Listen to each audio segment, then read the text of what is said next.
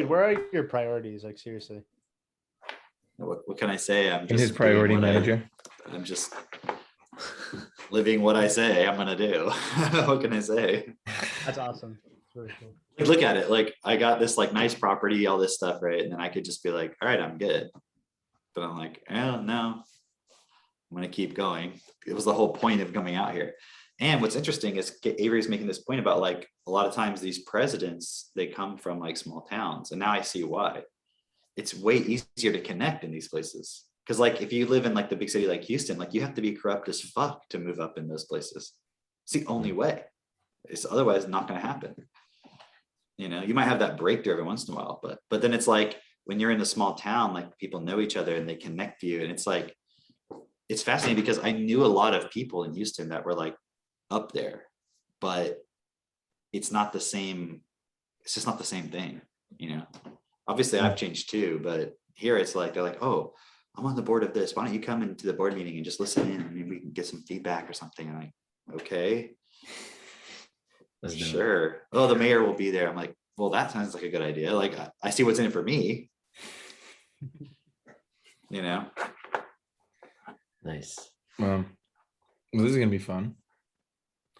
That's what I'm looking at here. So we're in a small town now, and like there's a whole political scene here. And you know, I definitely want to get involved, like meet the neighbors, that kind of thing. And I'm kind of looking at like, okay, how do we get to these you know, higher levels as well, like in Minneapolis, because it's nowhere near as big as Houston, but I'm sure there's corruption. You know, so how do I go uncorrupted through the corrupt system? There's definitely corruption. Who says you have to go through Minneapolis? That's what I'm saying. Like, I'm literally going to a meeting in a couple hours with the mayor of this town. I've only lived here for 2 months. And I was invited to the meeting as a person to represent education. Why didn't that ever happen in Houston? Even though I knew people who fucking knew the mayor, who knew about what I was doing and liked what I'm doing, like, but that never happened. So it's like, I'm starting to look at it a lot differently. Because I mean, you know, also it's interesting because I'm like posting all these pictures of me of like woodworking and stuff like that, which I'm actually doing that and I'm enjoying it and I'm doing it for a reason. I'm not just like out there jerking off like hobby building. Like Katie wanted a bench, so I'm like, I'll make her a bench, you know. And it's a fun skill and people can come down here and participate in that if they want to, right? So it's a cool thing. But you remember like all those, remember back when George Bush was becoming president and they'd show him like on his ranch and he's like building fences and stuff like that. And I'm like, oh, it's like that image of like, you're not just some elite. Do you see what I'm saying? Like you're somebody who knows the land and is from the country, you know? Because like George Bush's parents, you know, George W. Bush, his parents, George Sr. and so forth, they're not from Texas. Like he was fucking like Yale or Princeton, I think, Yale, Skull and Bones. Like his dad was the director of the CIA. They're from like the Northeast, you know what I mean? But then everyone thinks of George W. Bush as like this Texas boy, you know what I mean? That was a cultivated thing. You know, and his family does live here in Houston and so forth, right? Like, well, the other one's dead now, but he lived in Houston like forever. And George Bush was from, or the second one was from, you know, Texas and everything. He was the governor of Texas, which is hard to remember, but that's the case, you know? So, but he was never the mayor of Houston. You know what I mean? It's like, you know, somebody, you run, you win, you're done. That's it. You know what I mean? You don't have to go through the channels. The ones who, what I'm seeing is the ones who go through the channels, that's the corrupt ones. That's like your, well, I don't want to name names, but you know, like there's people who it's like they start there and they go there and they go there and they go there and they weasel their way up. Instead of just like build a business, make a lot of connections, make a lot of people happy because you're providing real value in their lives. And then you have the connections and then you hire someone like this guy I know, who's like, I know how to help you. I know how you can win. I know exactly how to do all the stuff you don't know. And let's go. Like, that's it. Like, you don't need to get in there and go there. You just need to build your business because that's the value you provide. So like, I'm not going to this meeting going like, hey guys, I want to be in politics. I'm going there like, I fucking know how to educate kids. Look at my kids. Look at all my friends. Look at everything we're doing with our business. and I want to create a world that's best. Like I'll share with you guys later this, like the guy who invited me to this meeting, he asked me for like a resume to just as a way of introducing, he could introduce me to other people before the meeting. And did you know what I just mean? show him Max and just like, here he is? Well, no, I just Here's looked my up. other one. I was like, I never written a resume, but I mean, I knew it wasn't for like, I didn't need to make it like it's going to apply for a job. So I didn't need that kind of a resume, but I was like, well, what do I just write, like a fucking letter? No one wants to read a letter. So I wrote it as a resume format, but it's like in the profile where it would be like, hardworking, team player looking for whatever. I wrote a statement about like, here, I'll read it to you actually. So you can even put this on the podcast. I'll just read the first little paragraph I wrote. So this so you're supposed to have a profile and I don't even know what it is. I just fucking opened Pages and was like, resume template. Okay, that one looks nice. Profile. I don't know what that's for, but hey, I'm going to write this. So I wrote,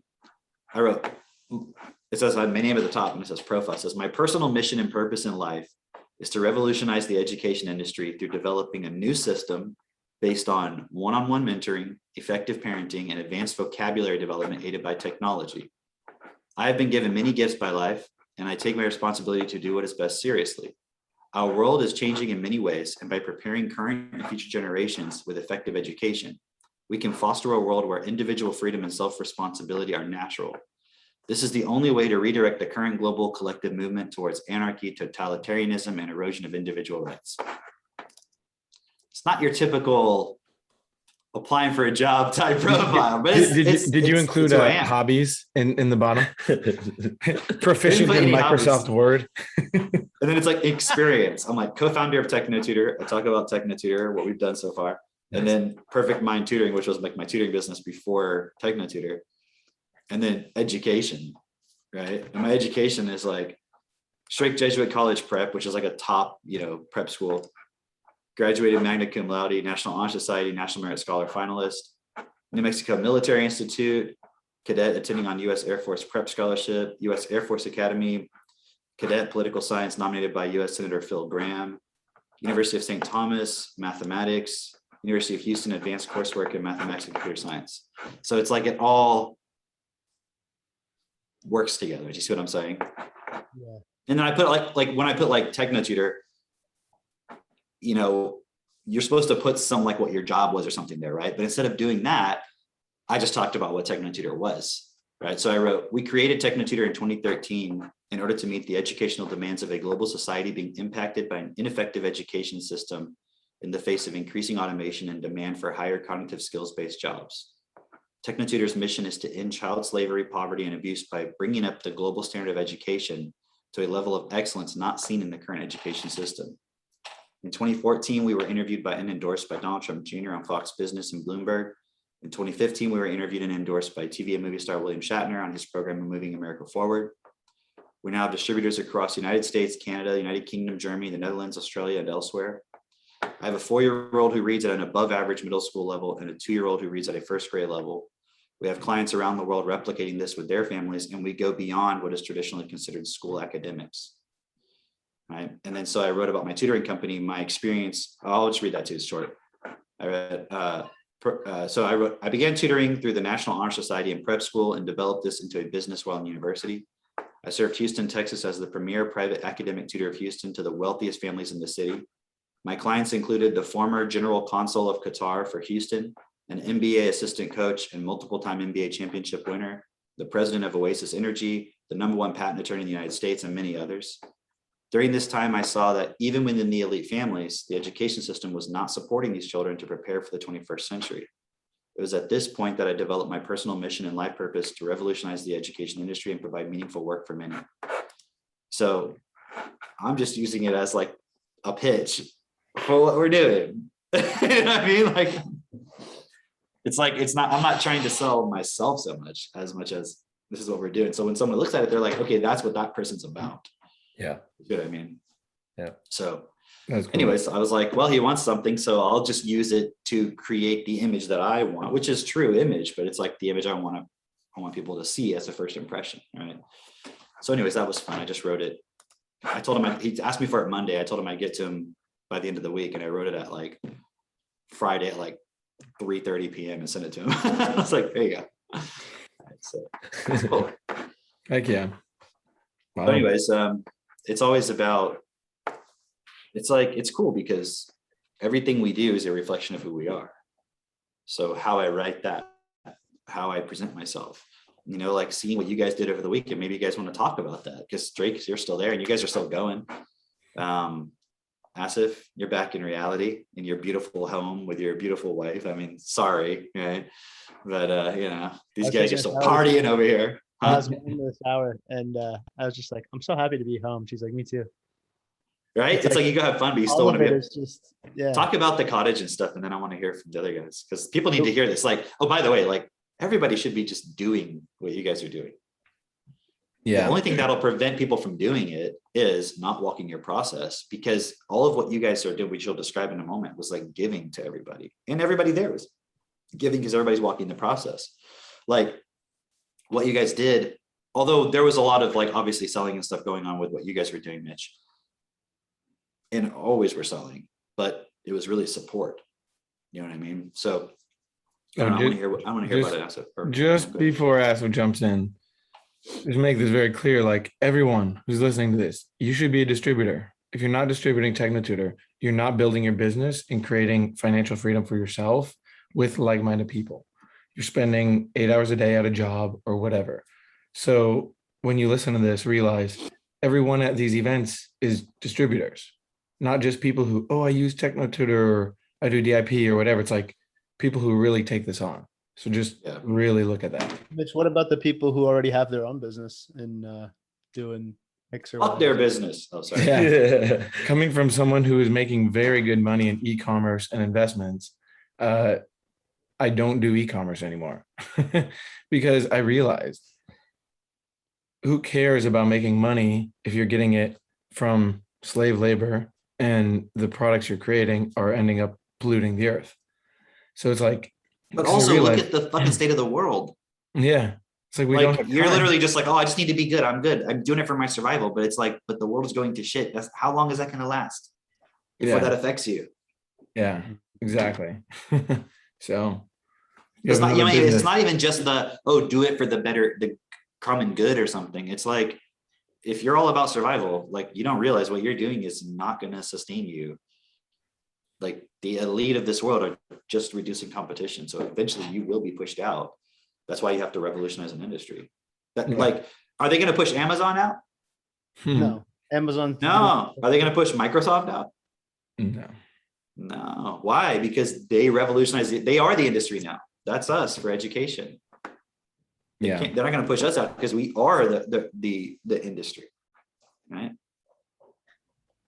So it's a really good point because Amazon's the one doing the pushing out, right? We're going to push Kumon out. That's why we keep saying, fuck school, fuck all this stuff. Like, take your kids out of school if you can, practically. If you don't understand how to do that, get TechnoTutor first, become excellent in school, and then it won't matter anyways. All right.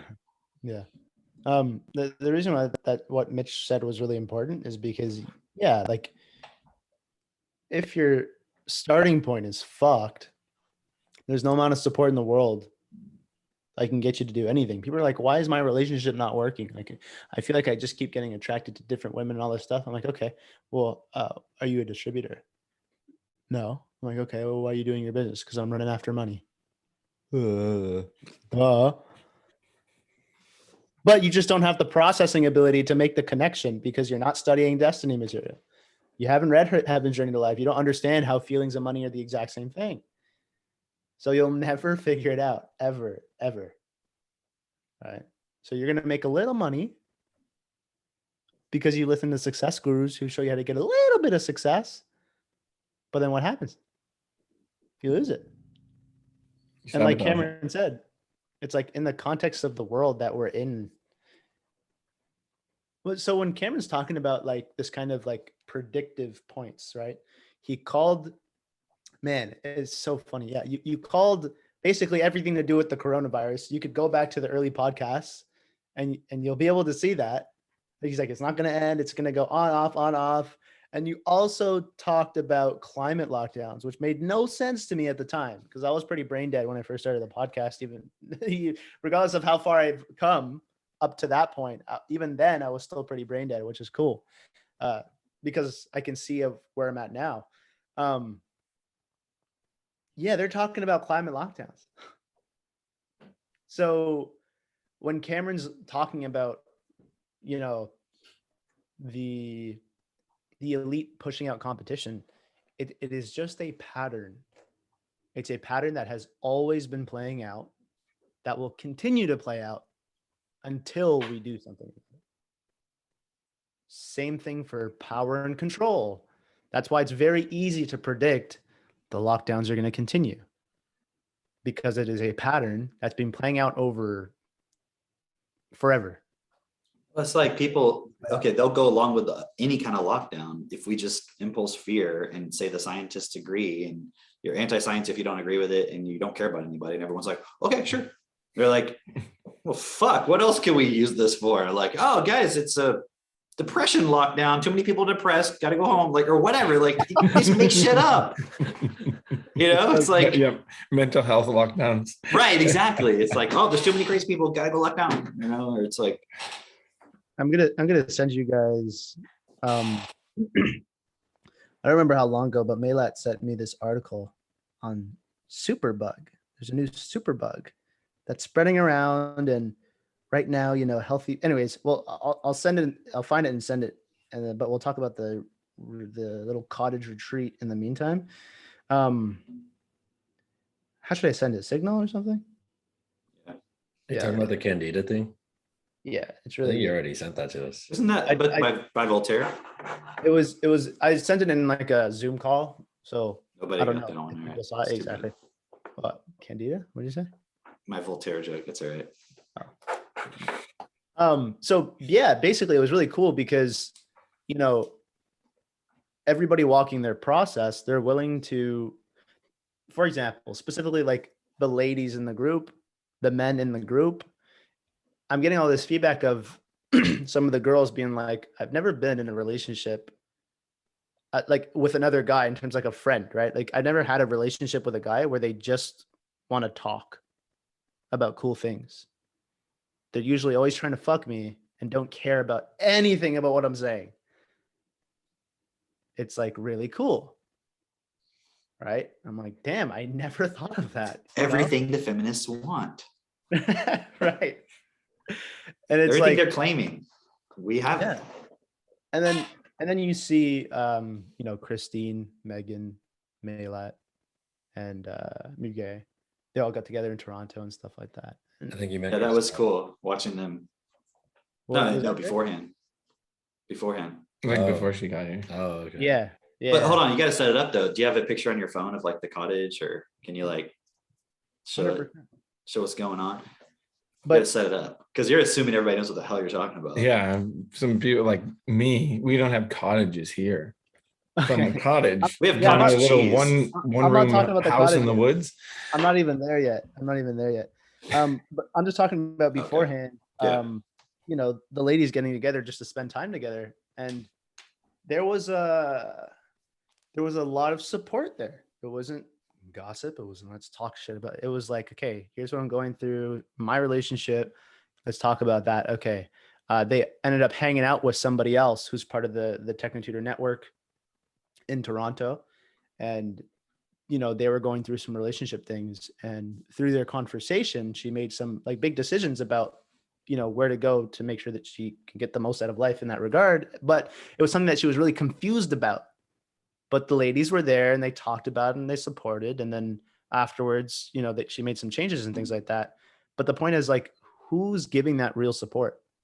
Somebody made such a good point. It was at the cottage, which I'll talk about in a bit, but they made such a good point. They're like, anytime, because we were talking a lot about relationships, because we all got to listen to the parenting call, which I'll cover that stuff. But all of the things that we were talking about was applying to people, for example, who were in a relationship, who've been in a relationship for some time, who are both using the tools. If you're getting into a new relationship, you shouldn't be exposing all of yourself to your partner. because they can't process that yet. If I told Maylat at the start of our relationship, oh, that girl's really pretty. Jealousy. Right. It's like direct it within yourself. Exactly. Right. And so I'm saying that even if I was clear, I'm like, oh, that's like a really nice dress. It's like the all that stuff will come up inside of her of like insecurities, all that stuff. Now it's like, it doesn't matter. She'd be like, oh yeah. I'm like, yeah, Mayla, you would look good in that. She'd be like, oh, cool. I'll get one, you know, because she can work through that stuff. She's aware. She's self-aware. At the beginning of a relationship, if they're not using process, don't do that. And somebody made this point of, because they're going to go back to their friends and their friends are just going to agree with everything they're saying and tell them, yeah, he's a fucking loser or whatever, and just cycle a bunch of bullshit rather than giving them real support. Crazy. It's like they actually want to see their friend fall. Do you know what I mean? It's like It's like they a will talk subconscious- shit about the Yeah. boyfriend or whatever to bring them down. Because it's like, yeah, I'm better than you. I mean, that is how relationships, even with husband and wife, generally work, because they're not based on principles. They're just based on the ego, looking for energy, looking for conflict, you know, and love turns to hate. So for those of you who can see the video, this is like when they're at the, this is before the cottage. This is just when the ladies were just hanging out.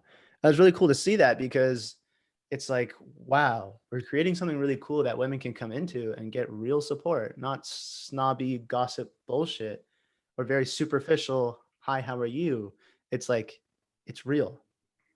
And they can spend all that time together and come back and be like, that was really cool, rather than like, oh, I'm so sick of this person, blah, blah, blah, right?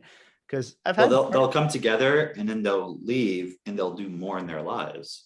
yeah, They'll be more supportive, more giving, and so forth, rather than it's just a release of all the emotional energy built up from the patterns they've been participating in. that happens so often, right? It's like, oh my God, I'm so happy we can get away. Now let's like get wasted, or That's what happens when you don't crack the wine. live from principles. Mhm. You just build up a bunch of consequences out of yourself, and then you need to go release it. Mhm.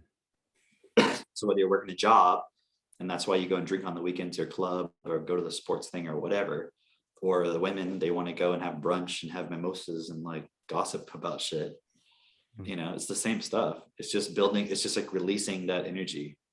Mhm. Same thing for dudes watching sports, and you want to go watch the fight together, watch the game together, and all that stuff. So you can just be like, come on, yeah, And like you actually care. You yeah. actually care about this guy rubbing on this other dude. Like, really? You actually care?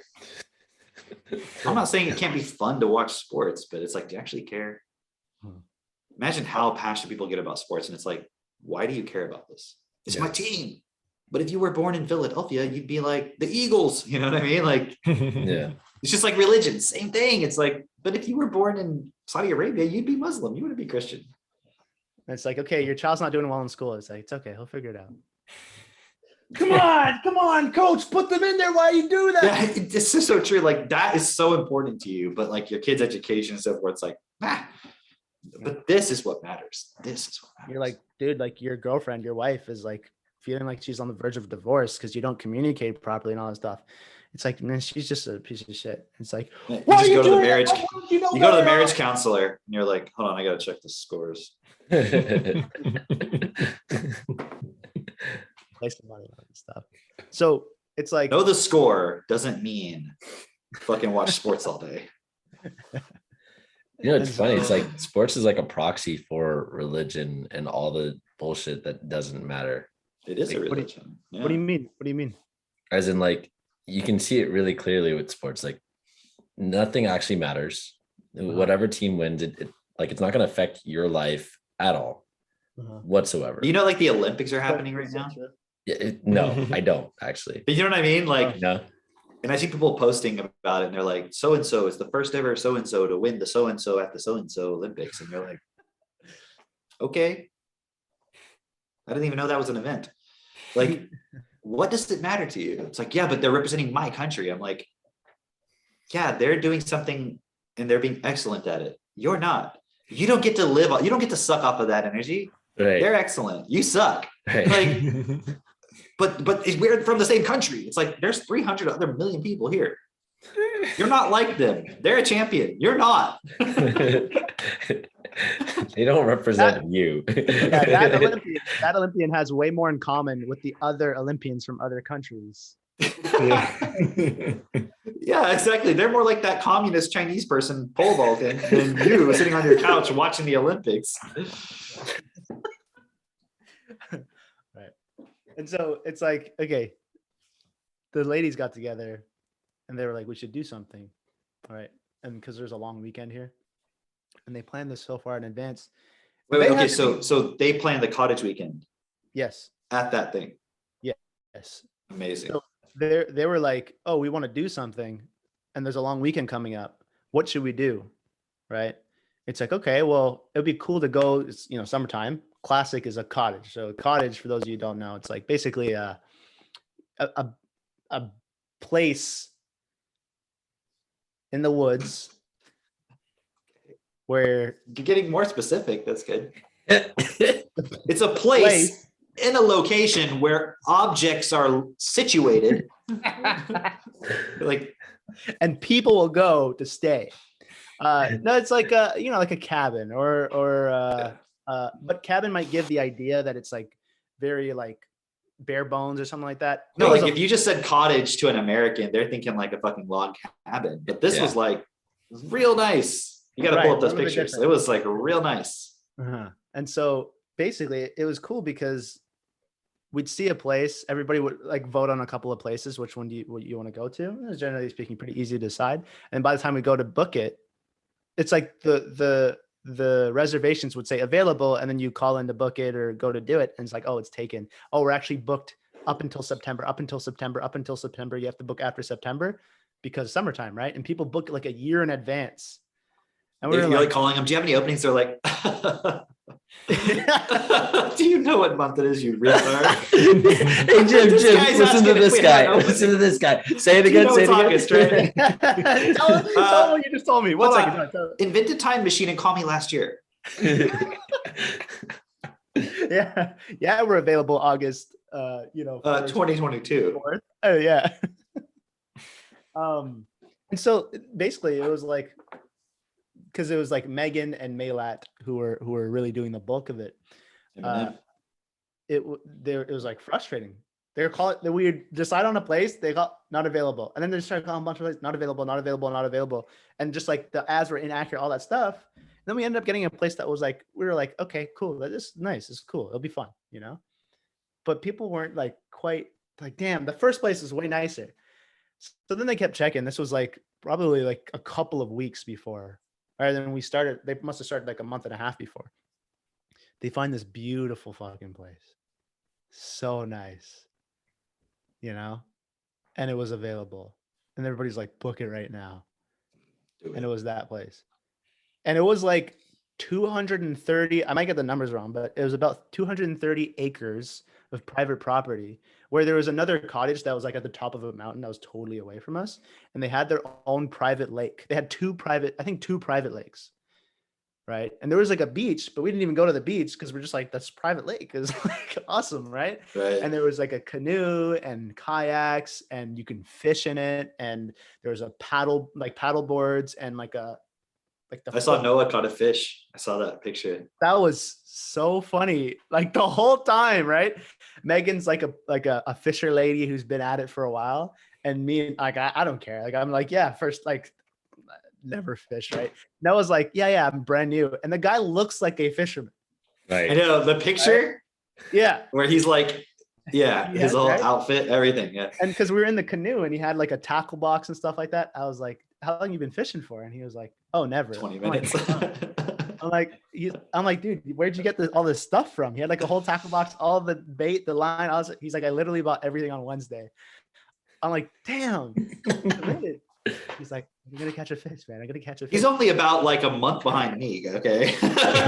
Like, seriously. Right. And so it's like, he was the underdog in this situation. Megan's been fishing forever, and then Carl's like, I put money on Megan catching a fish, but she was giving us little tips and stuff like that. And then Megan was like, doing different stuff, and then Noah was just sticking to it. He's like, I'm gonna catch a fish. It was so funny, man. It was so funny because he's really patient, right? And he'd cast and whatever, and he literally everybody's jumping off, doing dives, all this stuff, doing different stuff, and Noah's just fishing. And then he gets a bite, and he no one's paying attention, and he pulls it up and he gets a fish, and he's like, I got a fish. And he Carl ran over with his camera. He's like, take a picture. He's like, how do I hold it? I don't understand. Like, what am I supposed to do? I don't want to crush him. I don't want blood to come out of his eyes and stuff like that. Do you have that picture where he's holding it? I sent a message to Carl because I forgot, like, it's just private, it doesn't like show publicly. It was a pretty funny joke. But it was like the way he was holding it, I'm like, it looks like he's trying to play a clarinet. He was like holding it like this picture, he was like talking about he was pointing at the fish's like head or something like that. Okay. Yeah. That's a bit like he's got the look. It was so funny. Yeah, exactly. It was so funny that's because quite I a was like, place to fish. Look at that. I was like, no, Freaking it looks like you're beautiful. teaching about the fish. He's like, yeah. And then he was capturing the picture. He's like, this is the fish's mind consciousness system. That's great. And so, yeah, so it was really cool. So we all pulled up on Friday. And I'll just like scroll through some of the posts. Right? That's hilarious. It's like it had this really awesome. Holy fire- shit. Damn, Who was someone had that? a fucking Go fire? back. Yeah, who was on fire? It was like Joel or Carl or somebody. Carl looks like, Yeah, Carl. That's me. oh, it's you? That's you? Oh, that's you. Oh, Damn. that's why you're so Wow. brown. Exactly. Toasted. Dude, we should make a meme out of that. Like, you look like Satan. There's Kian soaking the fire. There's this hot tub. Carl being Look a at that technique. lumberjack. Hey, but hold on, let's just take a moment to appreciate the Crocs. This episode brought to you by. Crocs. All right. Are you wearing them right now, Cam? I got them on. There's Oliver. Those microphones and stuff. And so, oh yeah, it's a good s'more right there. Oh yeah, Dang. that looks nice. That's good. Celebration Well done. cookies. And so it was really cool because all the ladies Show some went out- pics. Show some pics of like the house and stuff too when you can. True. All the ladies went out beforehand, and they went to Costco. You guys know Costco? Yeah. Right. I don't know. They went to Costco and they bought all of the food. They planned all the meals and bought all the food in advance, right? And it was just so cool because we were talking about this point. Cam was talking about this at the cottage. It was like everybody. Okay, which one are we lacking more of? Fun, excitement, variety, or structure and discipline? We're lacking structure and discipline. Even though you think you're lacking fun. Right, but it's like we don't have we're lacking structure. We're lacking people who are like, okay, we need to get this done, period, regardless of whatever's going on.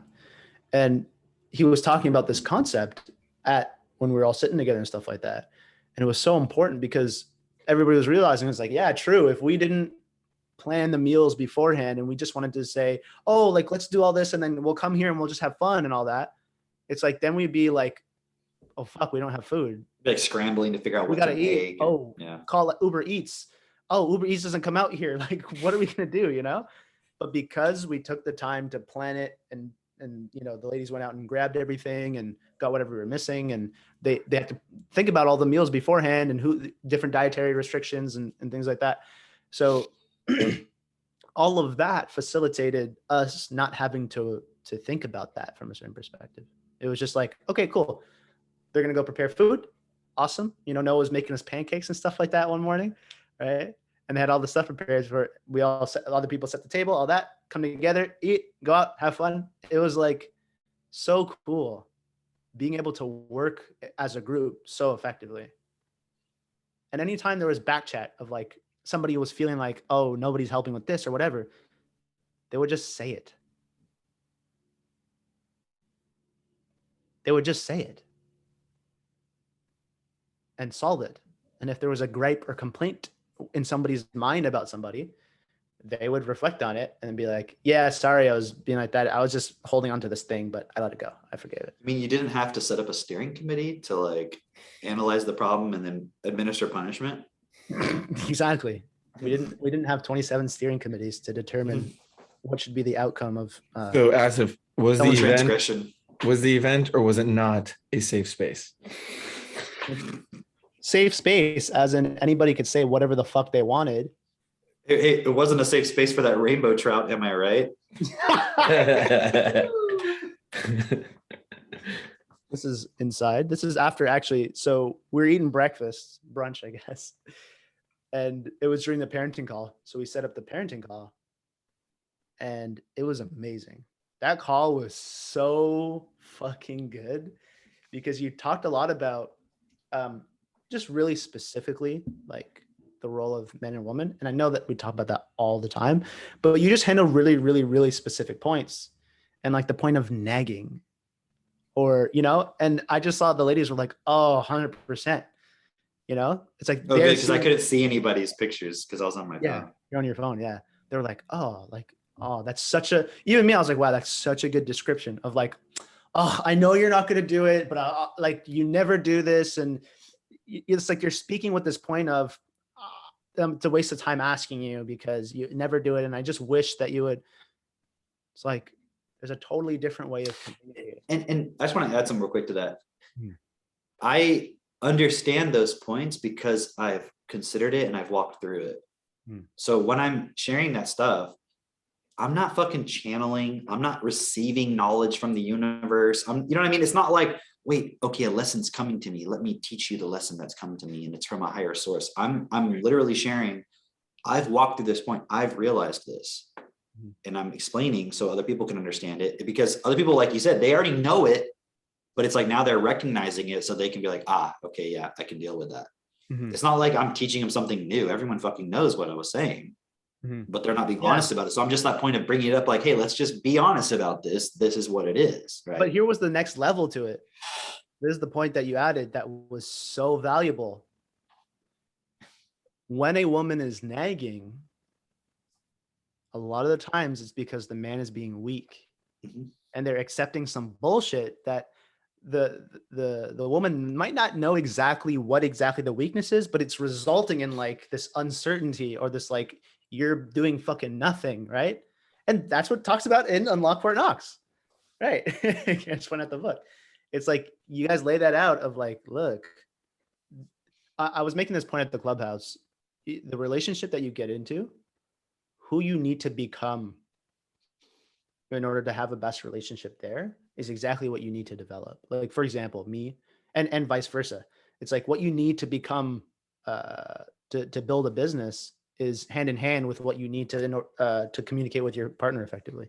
The things that you're not willing to do with your partner and the expressions that you're not willing to take on with your partner is what will be limiting you in your business. For example, when Melat would get upset or angry or whatever, and it was irrational, she'd say some mean shit to me, I'd be like, you know what? I'm going to go silent. I'm going to separate myself and be suppressive and just do that. And she's going to realize and she'll come and apologize to me later. I'm gonna win. Right. It's like she's trying to win, but she's gonna realize that she was mean, and then I'm gonna win. Right. She's It's gonna like, realize how great I am and how I know it.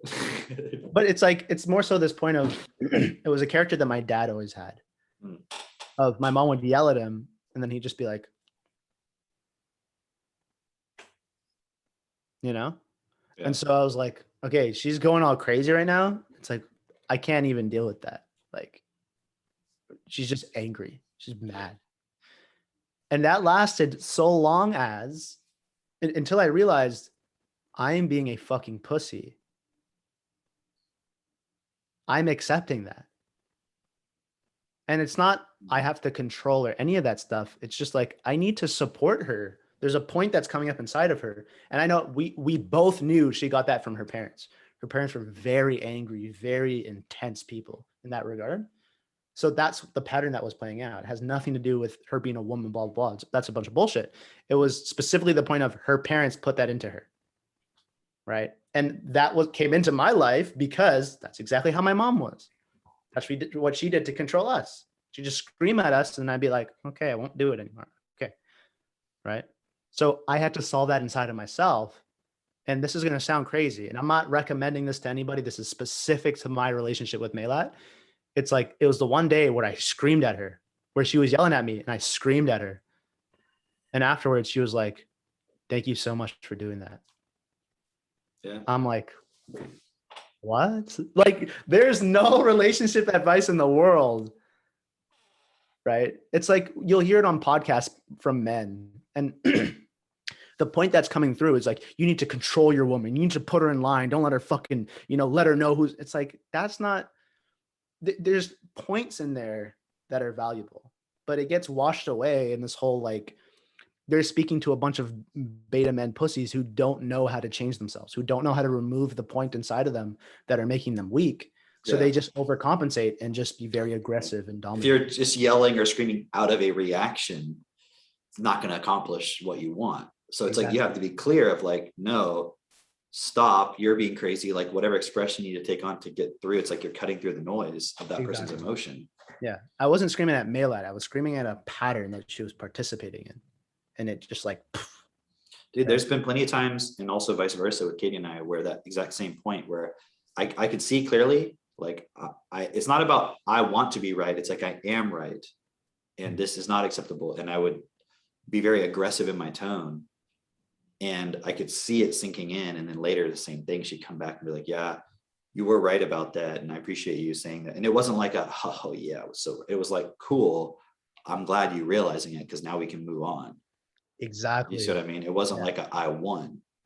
It's right? it's a vastly different. But it's like, you have to deal with that within yourself as the man, in both sides, but we're speaking as men. You have to deal with that within yourself. So you're not participating in the I just want to win. Because if you're participating in that and then you're screaming or yelling or whatever you're doing, the starting point is what's fucked. It's not the expression. Mm-hmm. Same thing with kids. If you need to yell at your kid, you can yell at your kid. If your starting point is not, you're just trying to impose your authority, you're just trying to control their behavior, whatever it is. If it's like, no, I'm trying to get through to them because they're doing something that's harmful or not best. You see what I mean? So we don't say, don't do this, don't do that, do this, don't do that. We just look at what's the principles and how do we apply it in specific situations, so you can learn from that context of how you could apply it in another situation. And there's a point you talk about, the line that you mentioned of being consistent with your principles and flexible in your expression. You can take on an expression without the energy inside of you. And I'll give you an example of it. I've given this to other people before, but you can take on an expression without, not out of reaction. You can choose to do it without having the energy inside of you. Like right now, everybody knows I'm chilling. But if right now I was like, you guys don't fucking understand, Mitchell, stop being a fucking asshole. I sound angry. Sorry if anybody's got headphones in. I apologize. I should have probably prepared. Should have given him a warning. It's okay. Good. They got the shock, right? But my point is, I'm not angry, but I sounded angry. And if I didn't set it up like that, you'd be like, oh, dude, he's pissed. But my point is, you can use that. And that's not, I wouldn't recommend that particular. I was just giving an example, right? But the point is, I don't have to be angry in order to take on the expression. But if, like Cameron said, if you didn't walk that point in yourself where you're very clear when you're communicating with your partner, you're going to make it worse. Because there's a particular thing with starting point. The reason why starting point is because if you say, okay, you should yell at your partner. No, that's not true. If you just take that point. If you say you should never yell at your partner, that's also not true. There's nothing at the how level when we're just talking about the expression that is a hard yes or no. Because there's so much subtlety in how we communicate, as like in the unconscious communication, that can only be determined by your starting point. And what'll happen is somebody will, because of bias in their vocabulary, they'll say, no, you should never yell at your wife. You say, why not? It's like, because God said you have to respect your wife, or you'll say like, you should always be respectful. They'll have some word that'll be the reason for the rule. But it's like, okay, let's break that word down. For example, respectful. What does that mean to be respectful? In their mind, it just means you don't ever yell. Right. It's like, right. I don't ever yell. Why not? Because you don't yell. Dude, Like That's- Seneca does that all the time. Wait, She say it like, again, it's so say it funny. again. Seneca will be like, she'll be like, hey Cameron. I'm like, yeah. She goes, do you know why I brought this book? And I'm like, why? She goes, because I brought this book. You know, or she'll be like, do you know why I'm eating this? And I'm like, why? She goes, because I'm eating it. And it makes me laugh every time, right? Because it's just so funny. I'm like, makes sense. But it's like, you see what I'm saying? Were you saying for me to say it again? Or were you talking to Drake? You, because you had said like a quick little line beforehand. What was it? Cameron. I don't know. It's okay. What were you gonna But- say? Yeah, go ahead. I was gonna say, oh, that point of respect. Like people think of respect as like just deferring to authority, right? As opposed to what respect actually is, which is completely not anything to do with deferring to authority. I mean, that's one definition of it. There's a context for that, sure, but that's not actual respect for somebody. Like if you respect them, you would not allow them to participate in a pattern that's not Yeah. best. It's like that. So like, that is ego respect point a- is disrespecting my wife as life? And I remember that somebody point- got really mad because I was on a meeting and I told Katie to stop talking because there was something she was saying that didn't make sense. And it wasn't that she didn't make sense, it was the context wasn't right. So I'm like, no, stop. the person's Right, gonna right? misinterpret, right? I was like, stop. And they got really mad and they're like, Cameron is so disrespectful to his wife. And I would never talk like that. And I'm like, well, you're a fucking loser. So who cares? Like, okay, you're a fucking loser, but you don't disrespect your wife. Okay. You never tell your wife to stop, but you don't provide the life that she really wants. Hmm. So who respects their wife? Right. Right. Because my wife, if she told me to stop talking, I might, in a moment, I might take it personally, but whose fault is that? Your own. Is it her fault? No. Like if I'm doing something stupid and someone tells me to stop. So if someone tells me to stop and I don't take it personally, guess what? They can't control me. Mm. They can tell me stop. And I'm just like, okay, like next. It doesn't affect me because I'm not taking it personally because I'm not looking for that win. I'm not looking for that recognition. I'm not looking for respect. Like seriously, and it frees you up to be able to say and do so many things that you wouldn't otherwise be able to do. It's like when people come at me on Facebook and usually Facebook or YouTube or whatever, usually Facebook, that's where I'm most active. And then they try to talk some shit and like they're thinking that because I want to project a good reputation or, it's like if you message Microsoft customer service, like you fucking dicks, fuck you, Microsoft, they'd be like, oh, I'm sorry. Do you have a complaint? Let us help you with that.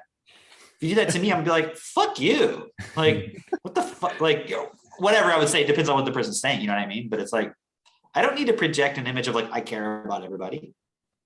My actions show that I care. Hmm. You see what I'm trying to say? Like, so I don't need to pretend like I care. Same thing with the masks. You need to wear a mask if you really care. I'm like, no, I do care. And I don't want to, I'm not wearing a mask. So what now? Like, checkmate. Like, I just don't care about your bullshit. That's respect. Like, I'm not going to respect opinions and bullshit. Everybody wants their opinion to be respected, but they don't want to respect your opinion. Like, think about it. People only resort to that when they're losing the argument. Yeah. Yeah. Well, everyone has a right to their own opinion. I'm like, then why were you saying anything to me in the first place? If you thought that from the beginning, what's the point of ever even talking? Because everyone's just got their own opinion. So Somebody the point of came even on one of discussing my it? posts, and they were like, it was about, how to know if somebody's life isn't working. They get excited over manifesting a sweet parking spot. And they were like, why do you have to shit on people's beliefs? Like, why don't you just let people have their own beliefs?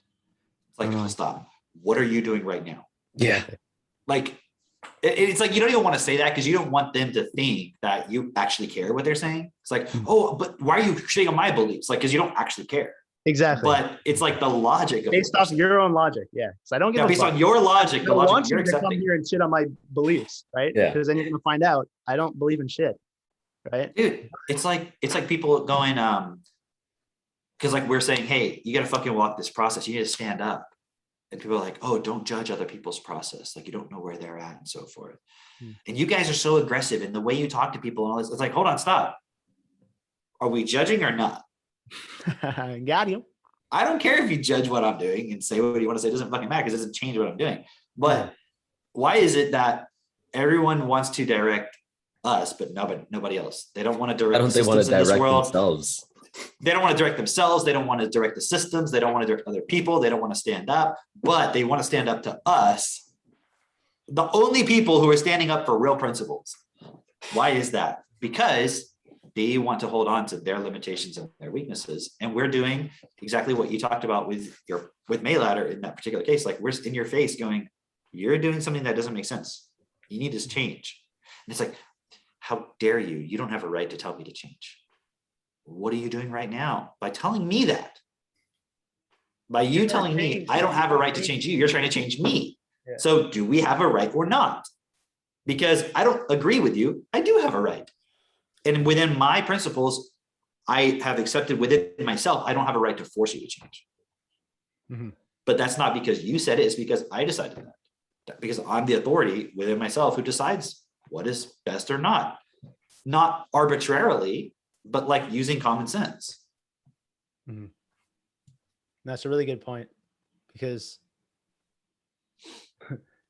the you know that say that, you know, we talked about this before, the objection you get is the one you have. If you're changing and you're an average person, that equation in their mind is like, oh, that means I can change. Therefore, I have to shut that down to prove that they're not allowed to showcase, or you're just being braggarts, you're just being arrogant, all this stuff to make sure you shut it down, rather than just being like, whoa, what you're doing is cool, because then they have to join.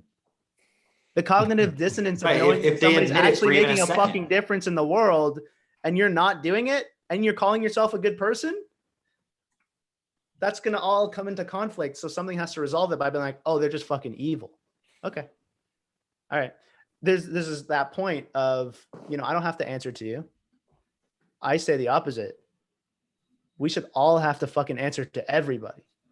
Why are you doing what you're doing? Because guess what? If you ask me why I'm doing what I'm doing, you know, like what we're doing, right? I will spend however long you want, time permitting, right? But if you ask the average person, it's like, I don't have to explain myself to you, right?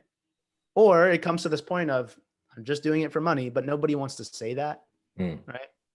But Kian has this great little thought experiment to isolate the variable, if you will. If I paid you $30,000 a month,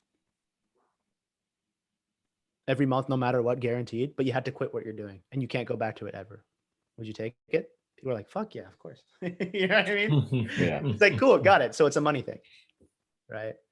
But the thing is, why do you have to take it to 30,000? Because if you say, oh, you're only doing it for the money, what will people say? No, I enjoy it. Like, I actually like it. And I'm helping people, right? You guys ever hear that? Mhm. That's the, you know, the 80-20, that's the 20. You're trying to make it look like it was the 80, but that's the 20. Right? Yeah.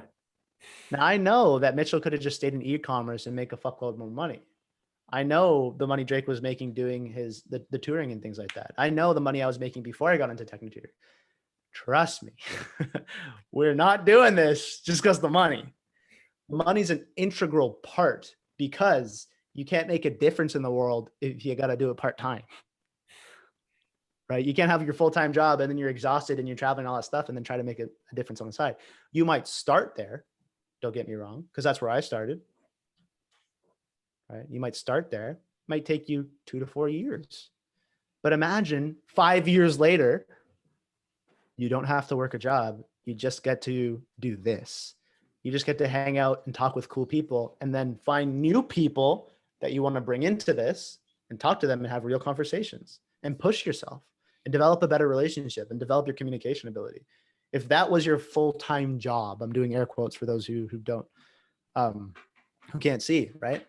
It's like, I don't know if I want to build a massive business. Okay, but if this was your quote unquote full-time job where you didn't have to go, I was going to say McDonald's, but let's say you didn't have to, what do people do for work?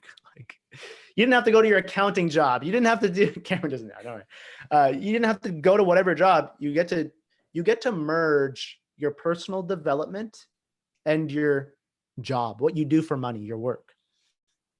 It's like, even if it was just that. Well, like, you guys went on that cottage weekend, going back to that. Yeah, exactly. A That lucrative- was, even though people won't understand this, that was work.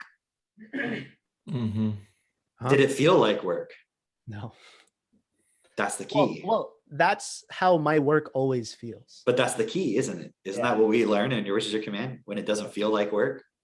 Yeah. But you know that's growing your business. That's going to make you more money long term than you could have ever made in anything else you were doing. And then imagine the more of that you do, like if you literally had to show up at a cottage weekend every weekend or every month, that would mean not with the same people necessarily, Mhm. but with a different group of people. Just because you had so many people, then what would that imply? And then how much money would you have to sustain it and make it better? And like, if you were like, I want to be able to have an event with 10,000 people in a stadium, like what would that imply the money you're making? So it's like suddenly you're reversing the equation and you're like, I want to have more fun. I want to do more things. I want to have more impact. So I need more money instead of it the other way around. Mhm. Because everyone else is chasing the money. Mhm. You're flipping it. The money. There was a quote I saw from Napoleon Hill. I don't remember the exact quote because I think I shared it on Facebook, but it was like something about money is attracted to, or like you'll attract money, something to that effect. But when you have a definite purpose and you're organizing yourself and you're like doing all these specific things, which is essentially what you do in building a business, that attracts the money. So it's like people think you can just attract money. Hey, Maylat, not on the podcast. She stopped and waved this time. Wow. Hey, the cottage weekend works. No, but we should have her back on because that was a lot of fun having the ladies on. But in any case, what I was going to say is people think you can just sit and attract money. Like, how fucking retarded is that? You were making this point. I don't remember what it was on, but you were making this point about how law of attraction plays so perfectly into the pinnacle of self-interest. Like you'll get something for nothing. You don't have to do anything. Yeah. You just have to feel good. It's like, and the only thing that people I was thinking about that this morning though, right? You don't have to do anything, right? Except you got to fucking write down in this journal, like for like 5 hours a day, everything you want. You got to go visit these places. You got to like put pictures together. I mean, like, you might as well just assemble a catalog and sell stuff, order by mail, and you'll get all that money. Like you're doing the same shit. They're like, it's not working for me. I'm doing this. I'm doing the affirmations, 150 in the morning, 150 at night. I'm doing dream building. I'm doing this. And like, okay, but did you go wear the watch? They're like, oh fuck, I'm gonna schedule that into my day. I have to go on that. And it's like, okay, it's still not working for me. It's like, okay, but did you make a box that you put in the dreams and things that you want, and then you buried it somewhere, and you're never gonna? It's like, oh, okay, I gotta do it. People, it's like so much work. People are so dumb that they don't make the connection that that's just to get you to focus with the motivation within yourself so that you can go do the hard shit to get the money to get those things. Yeah. Like they're so low self-esteem that it's like, no, I just want to do that part. But I know I have to do stuff. Come on, everyone knows you have to do stuff. Come on, we know that. It's like, yeah, but do you know it? Because nothing's changing in your life. Like you talk to people and it'll be like a year later, they're the exact same person. There's nobody that is gonna meet me or any of you at the Gen event, for example, just as an example, that saw us at the last Gen event, which was like the beginning of 2020, who's gonna, if they were paying attention, if they actually know us, is not gonna know they're different. It's been a year and a half since the last event. We've all grown, we've all changed, we've all got more stability, better relationships. I mean, come on, like you can measure it. This is measurable stuff. Everybody else is like, oh, they're in exactly the same position. And maybe they're in a decent position. I'm not saying that like, oh, everyone's just so shit. Like, and maybe they're comfortable there. That like, oh, don't make them feel bad. Like, well, why not? I mean, are they doing anything about like you have techniques? I did my part. I posted the Trump memes. It's like, what did that do? Joe Biden is still president. Like you're still fucked. Like you didn't do anything. It's like people, again, it's law of attraction. Like, oh, if I just posted about Trump, then QAnon's going to save the world. And it's like, that's not happening. Fuck. So people, it's like they want someone else to go do it. But then if you push them to do it, suddenly it's like, whoa, whoa, whoa, whoa, Hitler. Like, it's like you're literally asking for a Hitler if you just fucking sit on your ass. You know, that's a great point, actually, because so many people feel like they can't do it. Like if you were to ask anyone, you know, if they would be a governor or a president or take responsibility for basically leading their town or community in any way, they would not want to do it. Everybody wants someone else to fucking do it. It's because they don't have the vocabulary. Yeah. It's like, because you just don't understand how it works. And then when you do it, like not when you intellectually understand, but when you actually have the vocabulary and you can understand what's going on and do the things, like, then you're like, it's like you think the mayor is special, but he's just a person like you who has the vocabulary of that particular thing. And like, I haven't met the mayor here yet, but from what I understand from other people telling me, he's more like a business person who has like a whole bunch of different things that he does. And then he ran for mayor, and I don't know the whole story, like, cause like I said, I never met him. I just heard some things, bits and pieces from people who are in that circle. Well, I'll meet him today, but what I'm saying is like, it was a person who just, I'm assuming, wanted to make a little bit of a change or a difference here in this place. It wasn't like, he's just a person. You see what I'm saying? He's just a person who has a high vocabulary to the degree that is necessary. It's not like they're some special person, but that's how we perceive it. And like celebrity culture plays into that a lot. Yeah, I'm not blaming celebrity culture. I'm just saying it does play into it. And it does reinforce and impulse that on younger generations, that there are special people who are just famous. And it's like, you could take a random ass person and put them on the cover of something and give them promotion, and suddenly everyone thinks they're special when they didn't think they were special. If you had seen them in the grocery store 5 days before that, you wouldn't have. Like Right. Susan Boyle is a perfect example. Remember her? Oh, Yeah, wow. yeah. She was that weird old like singer woman from wherever. And it was just like, if you had met her in a grocery store, you'd be like, oh, hi, nice to meet you. But you know, whatever. And then suddenly people worshiping her, you know, just because somebody else, the system said, this is an important person. They have a gift. They're special. You know, and then there's that bullshit where people say like, oh, everyone has a special unique gift. It's like, well, not really. Like, let's not bullshit ourselves. Right. That doesn't mean everyone doesn't have the potential to develop something. But it's like, and then it's like sometimes you got to dig deep. You got to be like, well, this person always just makes this one person laugh. That's their gift to the world. And you're like, that's it? Like, that's their gift? They got the short end. Yeah. Because this guy's gift over here is he just like makes billions of dollars and like has a space rocket and like fucking 10 mansions and like. Yeah, but Susie, every single time I come here, she always has the table set and does cleanup afterwards. Oh, I made a post today. I said, I don't know where this point came from because I was thinking about something. Could you imagine? You're like, Susie's a cunt, but she really does a good job at. There's that one thing. No, I was thinking about if you think that life is a buffet, because you know that saying where it's like life is just a buffet and you just pick and choose what you want, right? And I was like, okay, but let me tell another analogy first. I read this book called, well, I didn't read the whole thing. I had a book and I read some of it, and it was about gravity. It was like the theory of gravity. It's this big fucking thick book, and I think it's called The Gravitation. You can look it up. It's a big black. It's like the standard book, right? And then I remember years later, I was watching a video, but I think Nassim The standard Cameron book or the standard like the standard. No, like the standard textbook, right?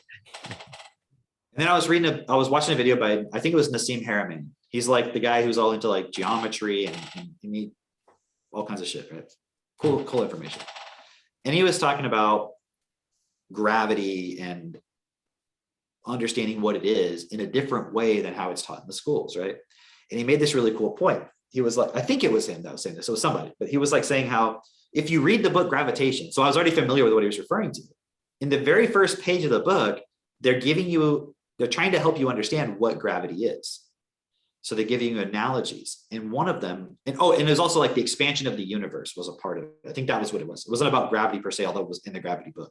but it was about the expansion of the universe. And they're like, okay, imagine some bubble gum, okay, and you're blowing up this bubble gum. So this is how space can expand, even though it's not increasing the amount of space. So imagine you have like stuff stuck to the bubble gum, right? And as you blow into it, it expands, right? What happens to that stuff that's stuck on it? Separates. It gets further apart. Mhm. So this is how space expands without it increasing the amount of space. Like it's things are getting further apart because like this, the space itself is growing. Okay.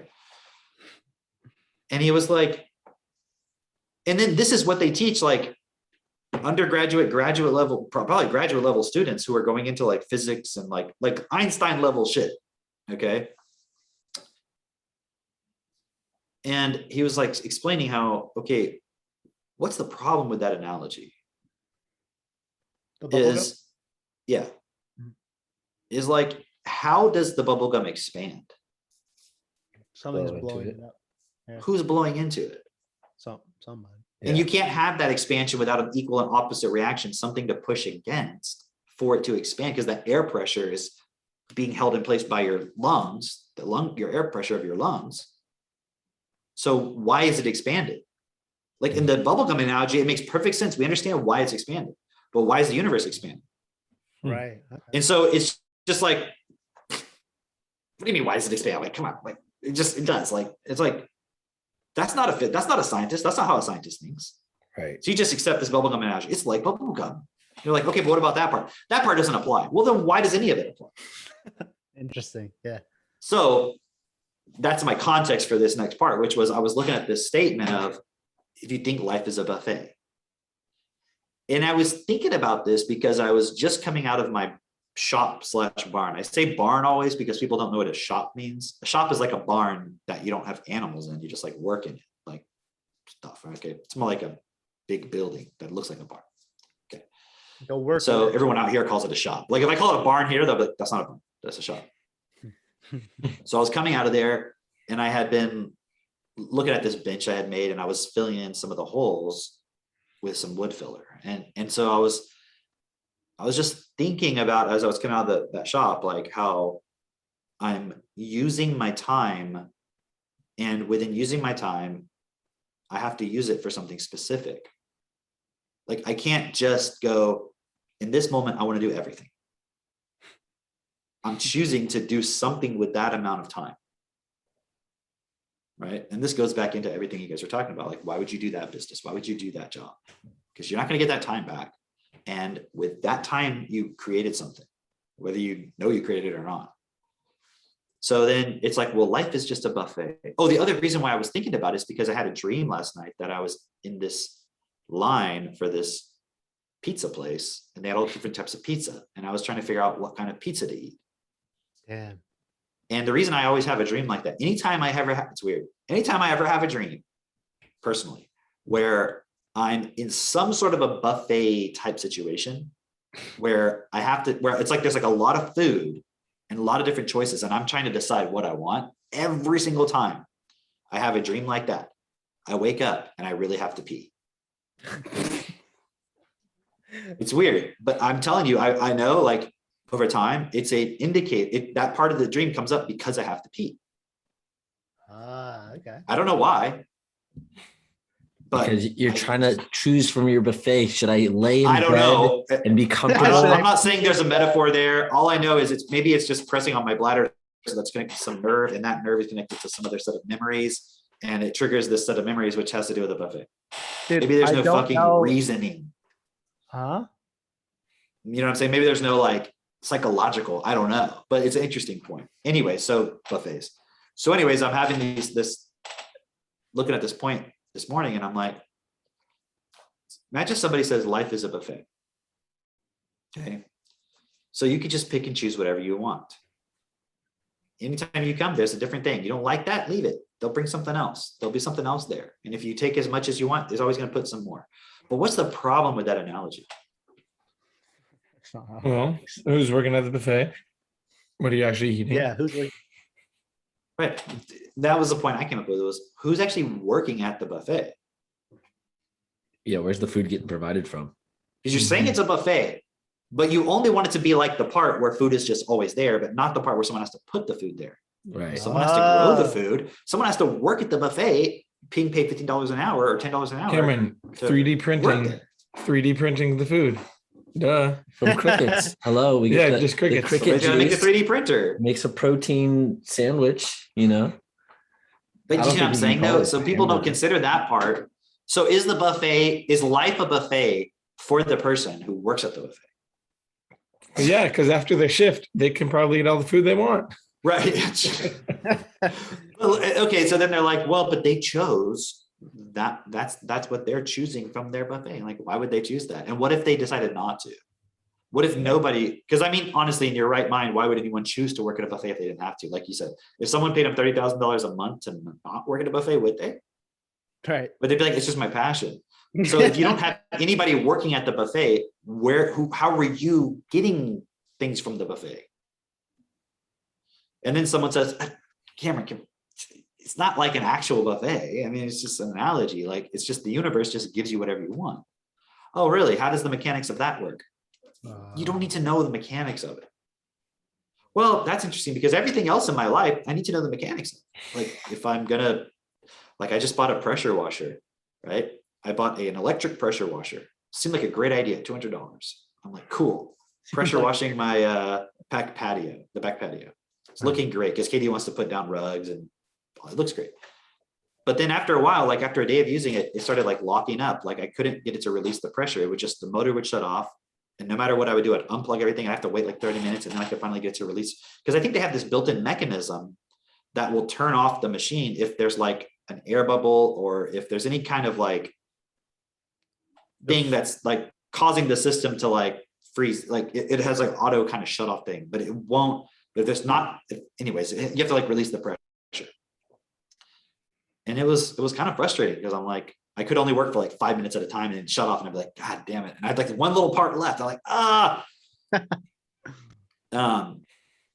so I was like, I looked it up and I'm like, oh, I think this is it. Maybe my machine just sucks and like I need to just take it back.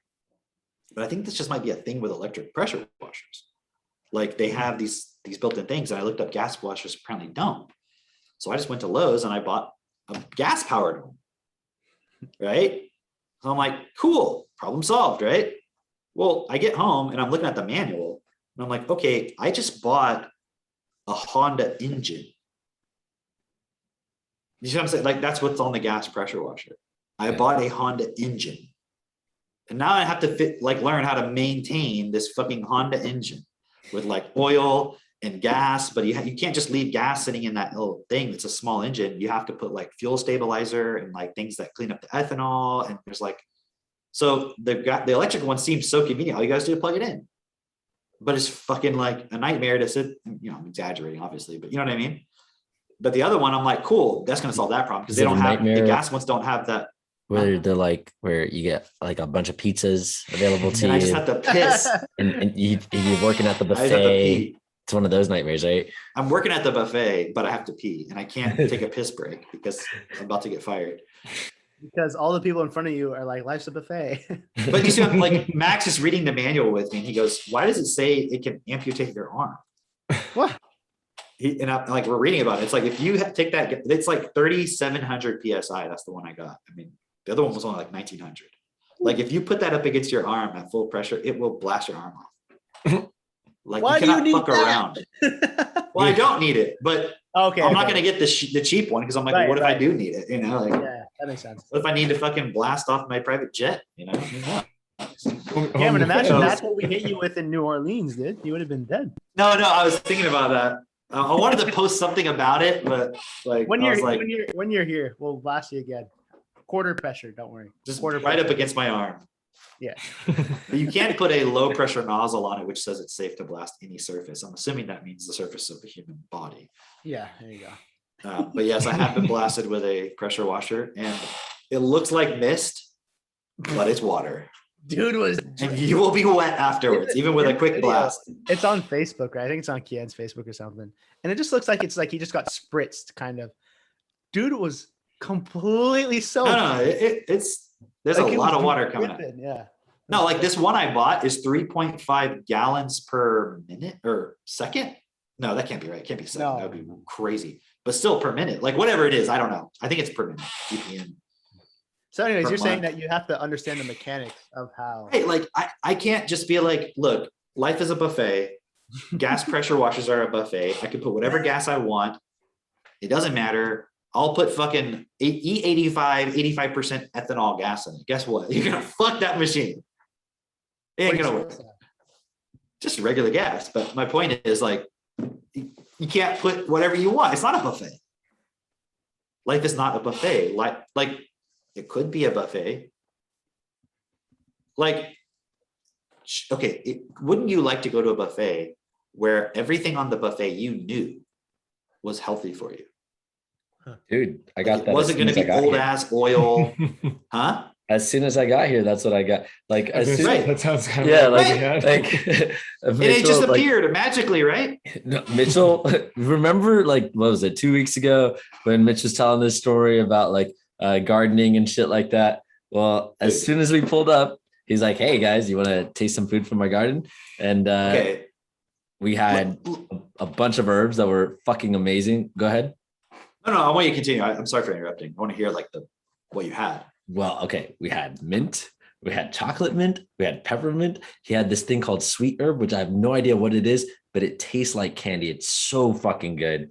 There was sorrel, which I enjoyed. I didn't think I would, but it was actually pretty tasty. Well, I only didn't think I would enjoy sorrel because by Mitch asking the question, I'm like, should we not like it? Because you're like, and all these people are like, oh, it's like eating an asshole. And I'm like, is it? Like, it seems like it's just like some kind of lettuce or something. Like, what the hell? actually People like have really some very delicious. strong opinions about sorrel. It's delicious. It's like super lemony, so I get it, but like it's fucking amazing.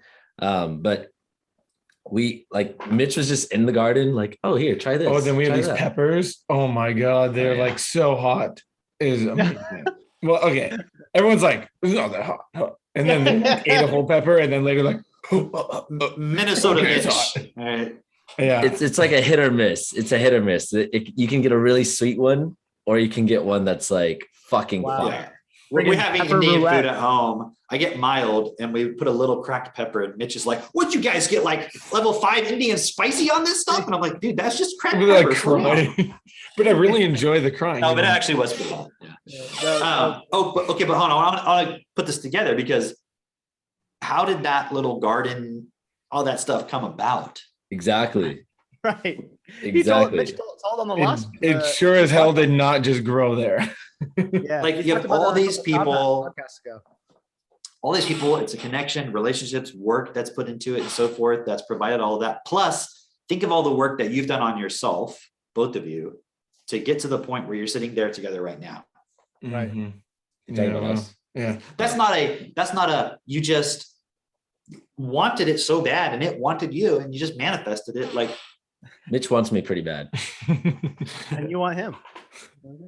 But Manifested. again, you had to work now I together. understand that statement. There's that next level of self-awareness. You know what's funny is when we got here, A little bit. like the next day, they had the housewarming party, right? And it was funny to see some of Mitch's friends from like a year ago or whatever. And they were like, oh, hey, how's it going? Do you live in this area? I'm like, no. They're like, but we've seen you before. I'm like, yeah, at the last housewarming party. They're like, oh, I guess we'll see you in like 6 months then for the next one. Oh, you were, wait, It was which the- house? When they moved in the five. the The last previous one. house, yeah, the last one. I've been to 3 of Mitch's places now. Right? That's Now we're hilarious. settled. Now we're It's like, like, are you someone Mitch hires to like populate his housewarming parties? What's going on here? Like, That must be what they're thinking. you're like, I'm Mike a was celebrity like a big lookalike. I'm housewarming Drake. party. It's just I look like his name, but nothing else. Nothing else looks the same. No, but they were there this both times. entire weekend has been really amazing. You know, just first, Mitch is just an amazing host all the time. You know, but Why? Tell us about Mitchell as a host. you know what's funny is like every time I come to visit Mitch, it's like I want to learn something, Uh-huh. right? Because Mitch is incredible at building relationships, communicating with people. He's incredible at sales, quite frankly, you know?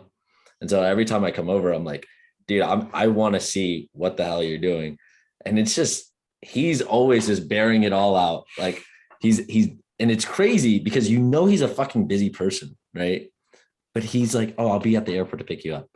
He's there. But he gives the most. Yes. He gives the most. Yes, exactly. And so like he's there. He's like, hey, Drake, we're gonna do this. Do you need anything? Okay, I got you this. Oh, by the way, I'm gonna be on a phone call from this time to this time.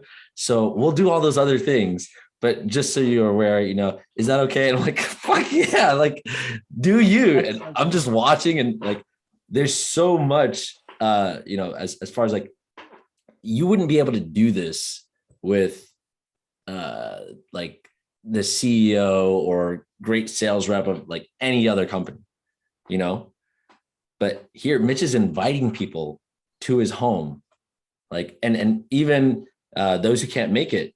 You've seen where he posts and he's like, hey, if you have any questions, reach out to me. And he says it.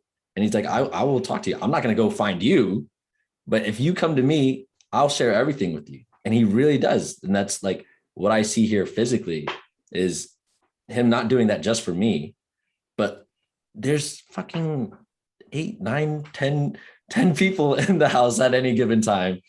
Just like, and Mitch is just, yeah, oh, hey, I'm going to talk to you. And then he'll come around and he'll be like, hey, you guys should connect over here. And it's an amazing atmosphere. It really is. This is how you become governor, by the way. Yeah. Just be that. Okay. And just keep growing. That's it. Yeah, Mitch, how has it been for you in terms of having a bunch of people over, and for Jess too? I know she's not here, but It's awesome. It's like, okay. It's so awesome that I kind of lost my voice. it's okay. Whatever. It was good before. The Okay. mic was good. Okay. It was so on. Yeah. Yeah, I mean, By the way, hold Tell on. them real why quick. you lost your voice. Drake, I can don't you even look remember. up? Can you look up that picture, Drake, of all of y'all in that shot with like Jess in the wheelchair? Oh, yeah. Yeah, Can we that's look a that up good and show everybody? Yeah. I'll go grab that. Yeah. Well, like 3 months ago, Mayor and Drake, we were all talking about everyone coming out. But then around that time, we knew like, hey, we're moving. So we're getting the house. So like definitely come out after we're settled. And I think he's getting I mean- choked up. no, I'm like literally He's like, trying it's to make hard sure to my tell the voice story, doesn't guys. crack. It's so funny I'm because just so like, emotional. No, like what was it on Saturday? On Saturday we went to the amusement park, right? that's Sunday. That was Sunday. Yeah. What were you like Saturday. yelling about? Why were you? Was it just the roller coasters? I've had this pattern since I was a child, okay? And every day in the lunchroom, it was like really loud. And I would always be like, no, we all need to play this form of tag.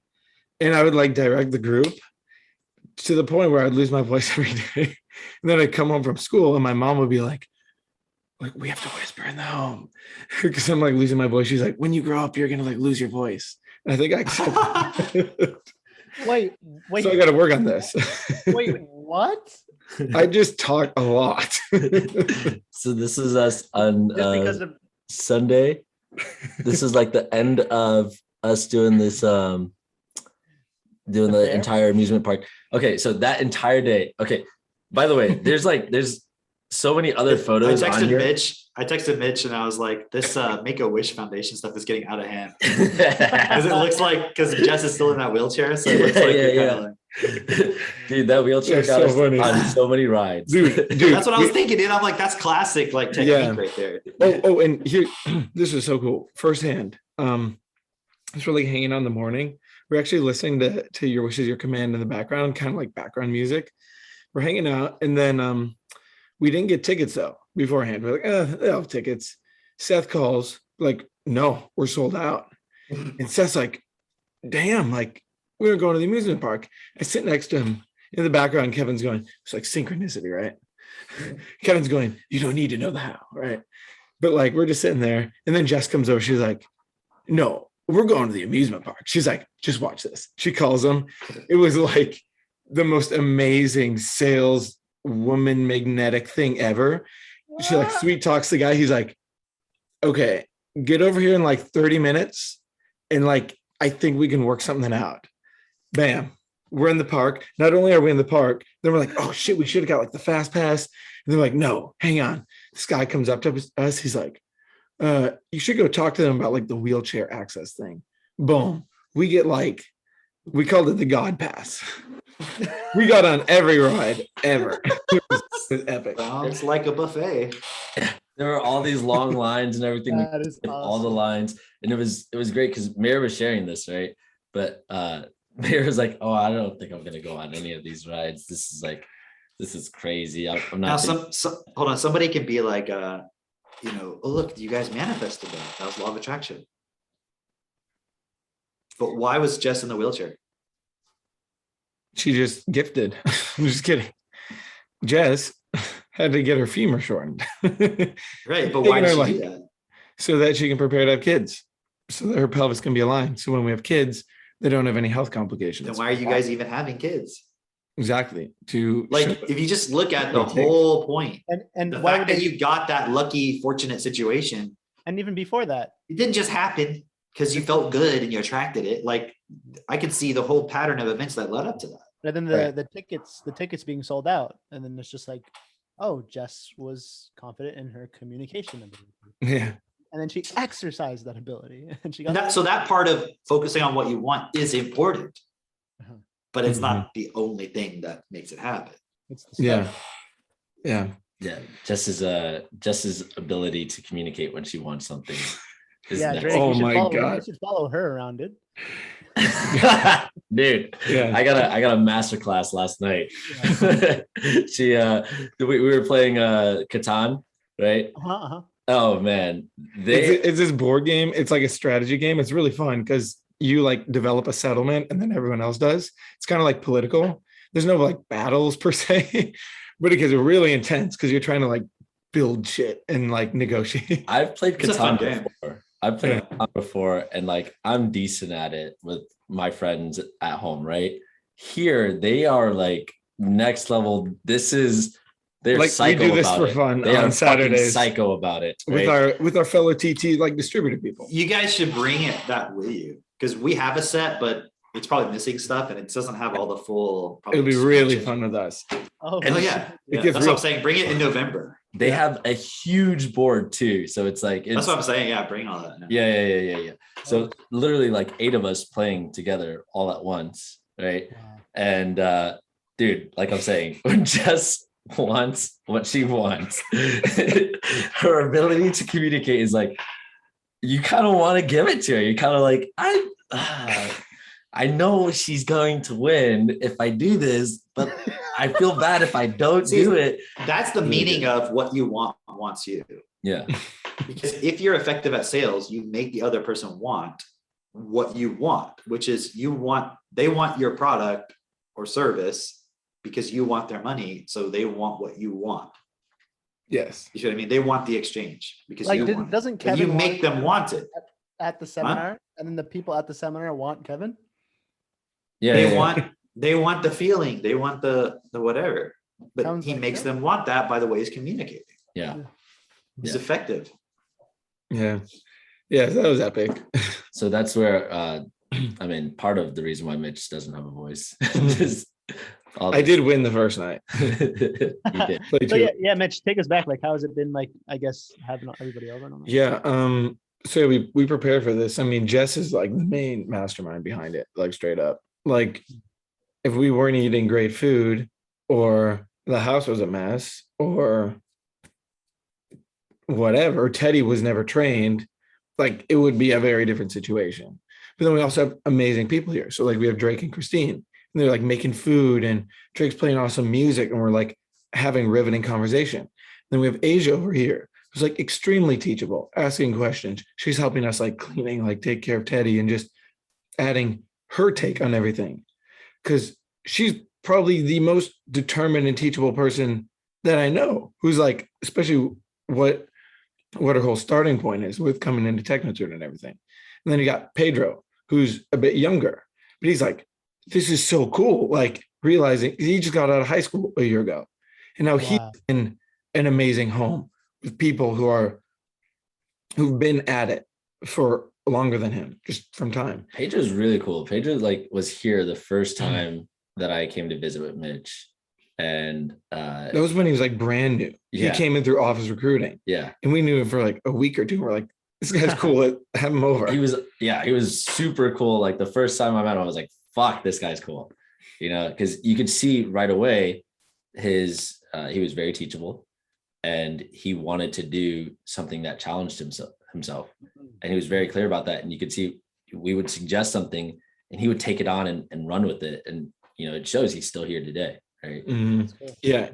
And then to have Mayor here, it was a whole nother dynamic, just like this force of nature. And then Mayor's over there, like, he's like, hey, you told me that thing about lead gen. He's like, why don't we just do this and this? And then we can like grow it like 3 times more than what you were doing. I'm like, oh, write that down. Because like I had to go somewhere, but I was like, write that down. Let's talk about that tomorrow. And so that We also had Chantel here. yeah. And then we had Chantel, who came from North Dakota and drove like 7 hours. She Wow. came a day early. And I asked her just a few questions about her take on like different things within Technotutor. She's like, I never thought about that. And then Drake comes in, and then they just had this exchange of conversation that was so fruitful, because Chantel's got like some younger family members who she's using Technotutor with. And Drake just shortcutted her like 3 years of growing pains in one conversation. And then, yeah, and then we had a party where we invited our neighbors. And Seth was there too, right? Yeah, Yeah, Seth yeah. did. Yeah. And so Seth is also local. And so then Seth got to see, because he had never met a lot of the Technotutor people in person. And then he Oh. brings this whole dynamic. Yeah. He's like this guy, he's like on some like behind the scenes Machiavellian shit, but like he's learning like that's for all. Like him playing Catan, I'm like, damn, this guy's like a Sith Lord or something. Yes. When he plays You're like, Catan, you're my like, deputy governor, my lieutenant governor, or whatever. Yes. Yeah. And so it's like this whole dynamic, right? And then you got Teddy, and shout out to Valley, who is another distributor who's helped us train Teddy. Wow. Teddy used to go from like barking and like jumping on people and never calm to he just like cuddling with people like all weekend. So Wow. that's fun. And then we had this housewarming party, and I have some of my old college friends, have our neighbors, other family friends, then everyone here. And I don't know, there was a lot of people, other Technotutor clients. One of the guys brought his daughter, who's like very young, like the most self-aware little baby. She's like 6 months or 7 7. months. And like full on making eye contact, like hanging out. And then the dad, he's like, I got to get my wife here. Like his wife had to work, so she wasn't able to be here. But then he saw firsthand. He's like, okay. And I'm like, dude, okay, just wait for the wedding. Like, Ah, he's like, yeah, she'll be there. I'm like, okay, cool. You're going to that's see awesome. what these families are. And so it's really opened up this point of like, we have another couple here where I presented them Technotutor, and they're like, hey, this makes sense. We got to do a few logistical things. And they pulled their kids out of school because they're doing masks, pushing the vaccine, the kids not getting real attention. And now they're like, yep, we want to do this. And for them to just meet the other Technotutor people as well, they're like, whoa, like this is way more than I even thought it was. And they were already sold. They're like, like I want to raise my kids in this environment. So it's this whole point that's opened up. So yeah, it's great. And 2 years ago, I could not do this at all. Like I could barely pay rent at my own place. You know, I've had to walk through a shitload of fears. I realize this too, when people are here and we're up to like 2 or 3 a.m. like playing pool and stuff. And then I wake up 4 or 5 hours later because Teddy's like, gotta go out. I'm like, okay, because I don't really need to sleep that much. And it's fascinating because you have other people here who are like, yeah, I only got 6 hours of sleep, but like, this is awesome. I'm like, huh. Like, I see even literally since that last gin event, the one in Cabo, I was like, I think I need to sleep actually way less than I was thinking. So I'd always sleep like 8 or 9 hours a night. And I'm like, oh, if I don't get my 8 or 9 hours, like, I'm not going to feel good. And then I just realized like I was just so unhappy with my life that I wanted to sleep. And then I realized I'm damn effective on 6 hours.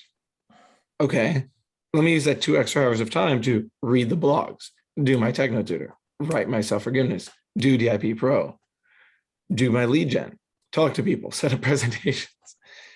And like this is what's here. And so, Wow. yeah, it keeps growing. And just getting started. Yeah, exactly. That, Really. and so the, You're putting the foundation now to actually not move. the really cool part is like, I know for Mitchell, he's got the business, the purpose done.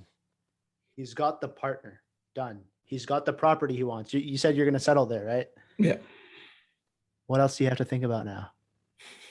By definition, if you just look at all the moving parts, all he did was lay the foundation now. Yep. Now you're going to the moon and creating the exact same thing. I'm not at, this is the property before the property that I want to like hunker down in. Right. That's going to be the next property I get. Well, that's what's so fascinating though. So when I got techno tutor, I was still actually living at my parents because I just moved back from California, and I was deciding. I was like, do I live downtown? Do I live here? Do I live there? I was like looking for an apartment. And I got the apartment.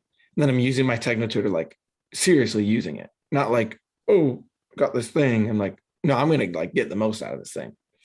And then I like quantum leaped, and then we got our house. Well, I got Jess, and then got the house the first time. And they were like, we're renting because we didn't know if we liked the area. Like, we'll live here for a year and see. 7-8 months later, okay, this is where we're living. Got this. It's like, do you know how many freaking dream boards and shit I did in the past? How many hours, days of writing my goals, and I wasn't doing anything. And people might be like, oh, well, that was helping prepare you for this. And to an extent, it helped me get to the Gin event where I met you guys. But And you knew what you wanted, right? You knew what you wanted. and I knew what I wanted. But I was also smart enough to realize just writing shit down on a piece of paper is not going to do anything. Well, it clearly doesn't in itself because a lot of people do it and don't get the result.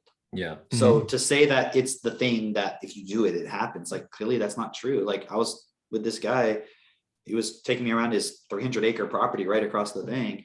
And he was making this comment about, so being like failure is really key to success and like being in that survival state and struggling. And I was like, yeah, hold on. But there's like billions of people that are like struggling for survival and none of them are ever going to be successful. It's a really good point. Good point. I'm like, so there's more to it than that. Yeah. And I said, that being said, entrepreneurs, what do they do in the face of failure? Persist. They grow. Right. But why do they grow and other people don't? The vocabulary and their understanding Right. of what it is. Right. and That's what the they can key. do. It's not the failure. Because if that were true, if failure was truly the key, you would You'd be really always successful. fail. Anytime you had a success, you'd be like, no, I gotta fail. I can't allow this success. Right. Because you're not going for the failure, you're going for the success. The failure is gonna happen. Don't resist it, learn from it. And I was explaining to this guy, I was helping him see what I see is the difference between the two is this guy can learn and these people can't. And they don't even know they can't learn. And this guy doesn't even know they can't learn. No one understands that's what the issue is. That's the issue. Is if you can learn, then failure is your friend. If you can't learn, you fail one time and then you just stay with that failure. Yeah. And that's been the common thread throughout it. And I mean, because every time I see Drake, it's like we're each leveling up. And now, especially recently, now that with Drake and Christine, like their dynamic is so cool. Because it's just very different than me and Jess. It's very similar in a lot of ways, but it's just like, how do I describe it? You try like so like smooth flowing and stuff. It's just like so fun to be around. Not as white. Now I see it. Hey, I think I just had that moment of what is it? Somebody tried to tell me it's not always black and white. I'm like, well, what else is there? Yeah, and The Chinese people are like, you forgot about us. I'm like, you got your own thing. and just seeing like every time that Drake and I see each other in person, maybe we'll see each other again in 2 weeks in Orlando. Yeah. It's so great. And then again at a wedding, and then again in Texas. So it's like so cool because every single time we're growing by leaps and bounds. And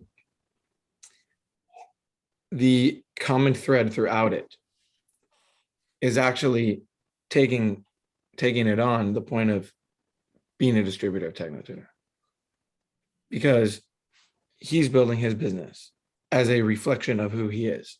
And same here. And as we're doing that together and we're learning along the way, it's like this bond develops in a sense where you know that that person's going through the same shit you are, in terms of like, oh, I gotta like face my fears. I gotta like take responsibility. I gotta know how to now manage people and empower people so they can also become equals. And that's the fast track. It's like you have a there's a lot of words I could use: a path, a process, a system, a vehicle, whatever. It's like you have a reason to face your resistances and fears and limitations. Hey, Mhm. I don't think we've said this on the podcast. I know we've said it a lot, or maybe we have said it on the podcast, but this is really like a mastermind.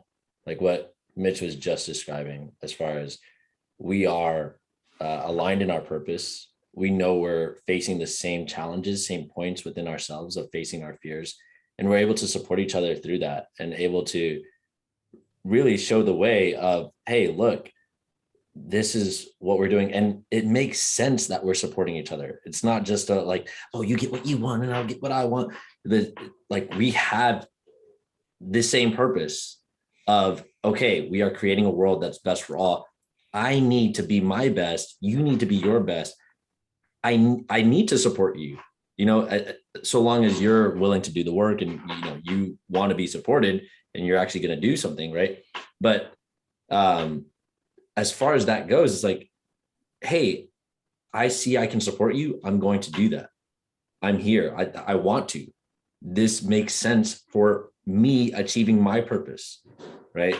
And so it's a real mastermind where you're actually fucking rooting for the other person, not this superficial, I'm rooting for you because I'm hoping that's going to give me what I want.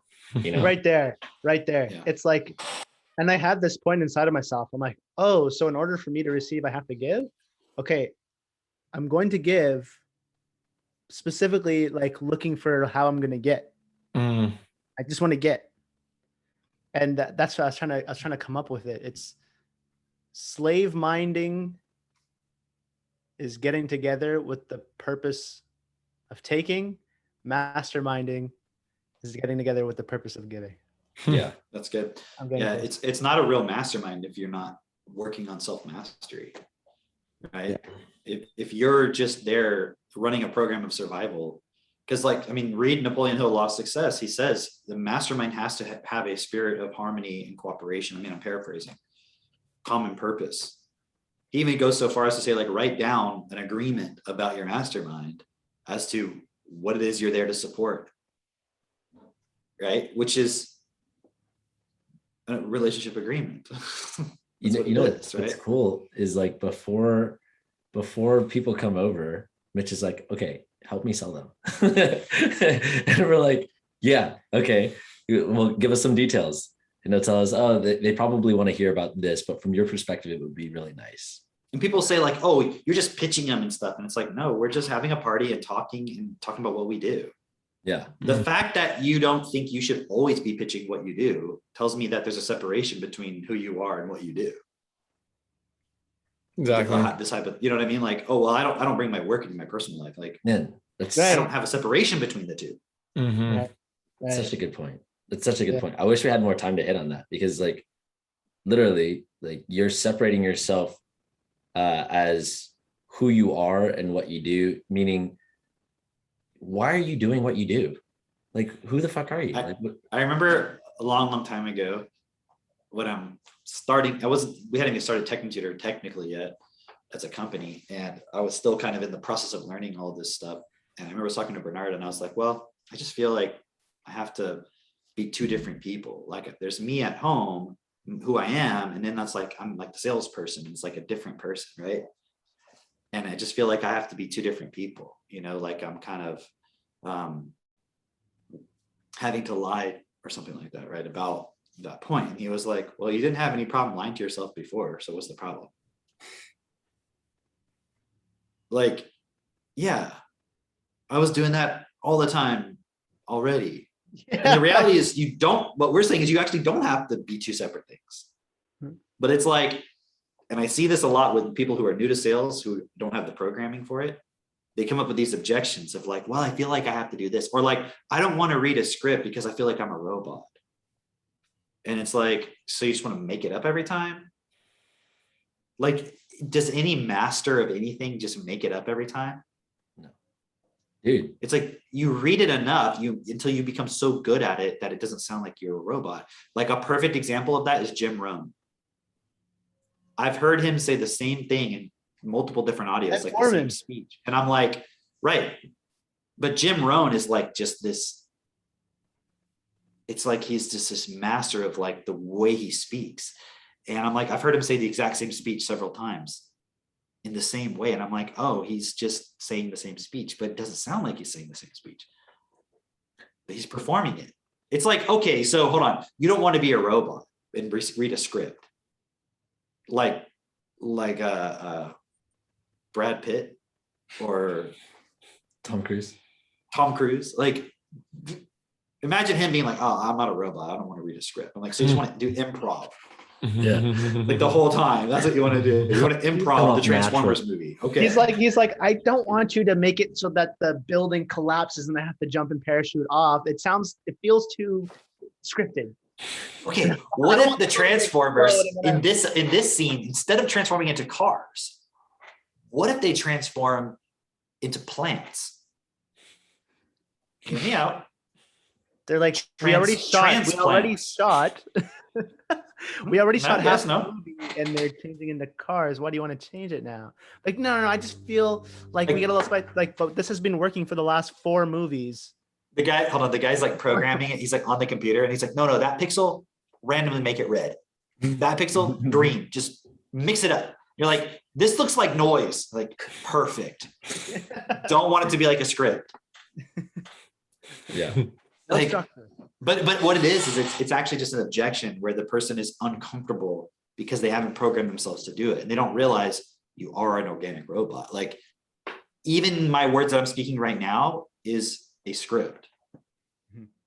It's what's programmed into you. It's programmed into me. That's why I'm not going to speak Chinese all of a sudden. Like, well, I don't want to be a robot, so I can't learn Chinese. I say 2 + 2 is 5 because I just find like 2 + 2 is 4 so scripted.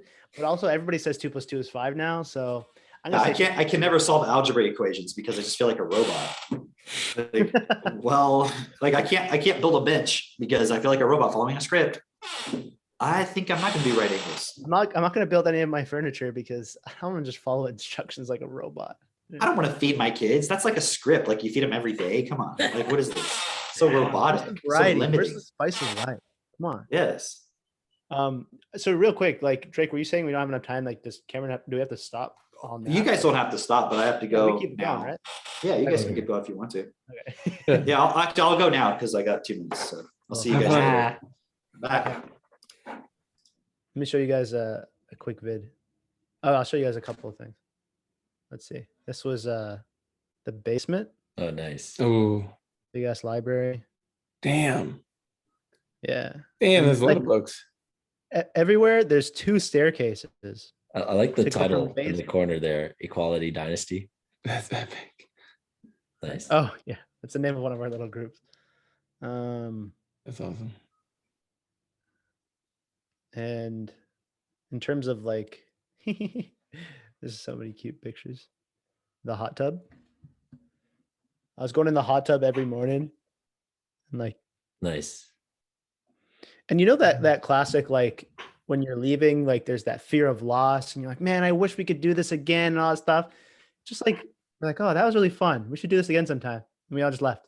Yeah. Bye. See you at the next clubhouse. Like, you know what I mean? I get home, I'm like, home sweet home. I had a presentation booked afterwards, like an hour later, just like right back into it, you know? It was Nice. like, There was like swings. Wow, Swing. that looks so fun.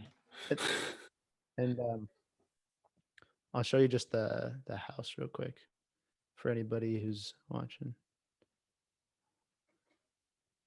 There's like a volleyball court. There's a volleyball court in the front yard. Nice. Yeah. That's pretty cool. That almost looks like Mitch's house here. Cameron always he keeps making this joke of you don't even know how many rooms you have and stuff like that. Bro, How many?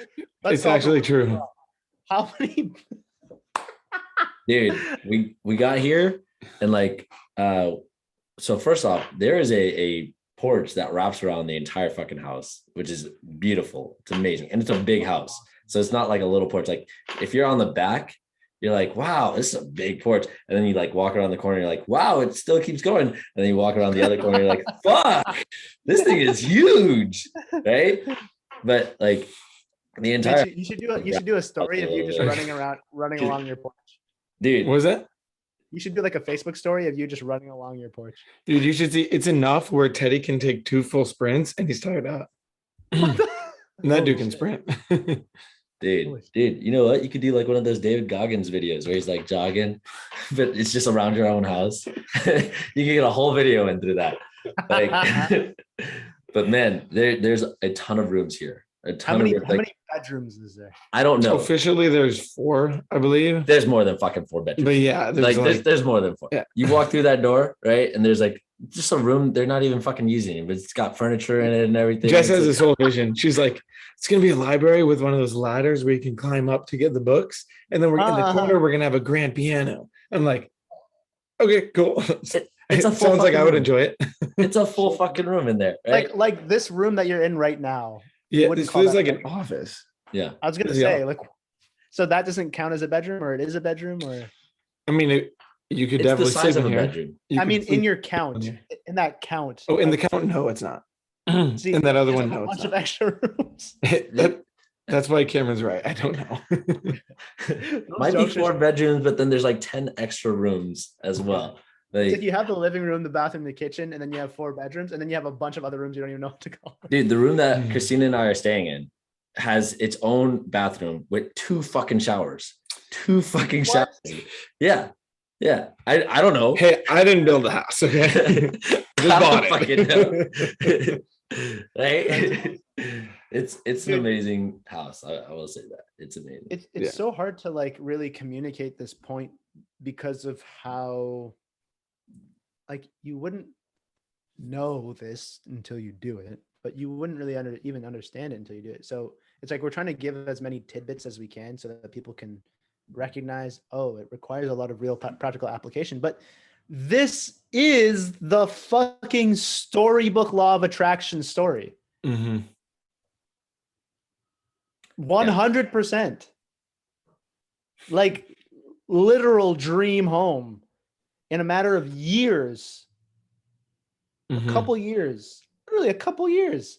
Literally Went from- 2 years. I think 2 years to the date is when I bought Technotutor from today because it was the beginning of August, Oh shit. Yeah, exactly. It was like August. I think it was the 5th, I think. and that was absolutely 100% the catalyst. Like, there's no other thing that got me this. Dude, when you bought TechnoTutor, you were living in your mom's basement, no? Well, yeah, I had a room at her in her house. Yeah, with Right, yeah, right. Yeah. And then you were in a past relationship that you weren't happy with. Mm-hmm. Well, I was trying to make it work, and we didn't have a clear agreement, and it was like this whole mess. All that, right? And then 2 years later, you went to like you moved downtown, you moved to a 5-bedroom house, and then you have the dream fucking property that's like amazing, like amazing, like storybook, right? You have a beautiful relationship. Like I'm sure you couldn't even imagine having that before. It was like that image in my mind of like, oh, like maybe, probably not.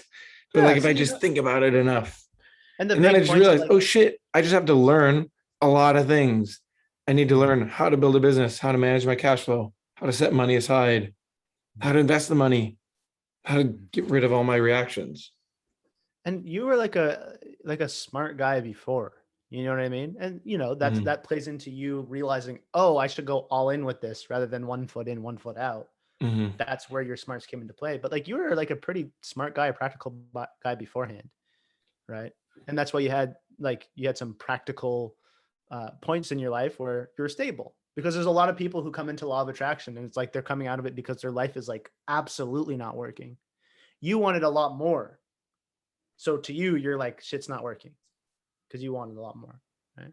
But Mhm. it's just been like, it's the perfect example. And the cool part is, I think one of like the massive, massive, massive points that me and Cam were talking about is like when you're most busiest, when everybody would think you have no time, when everybody would say, okay, he's just focused on doing his own thing. And that's why, that's why he's killing it.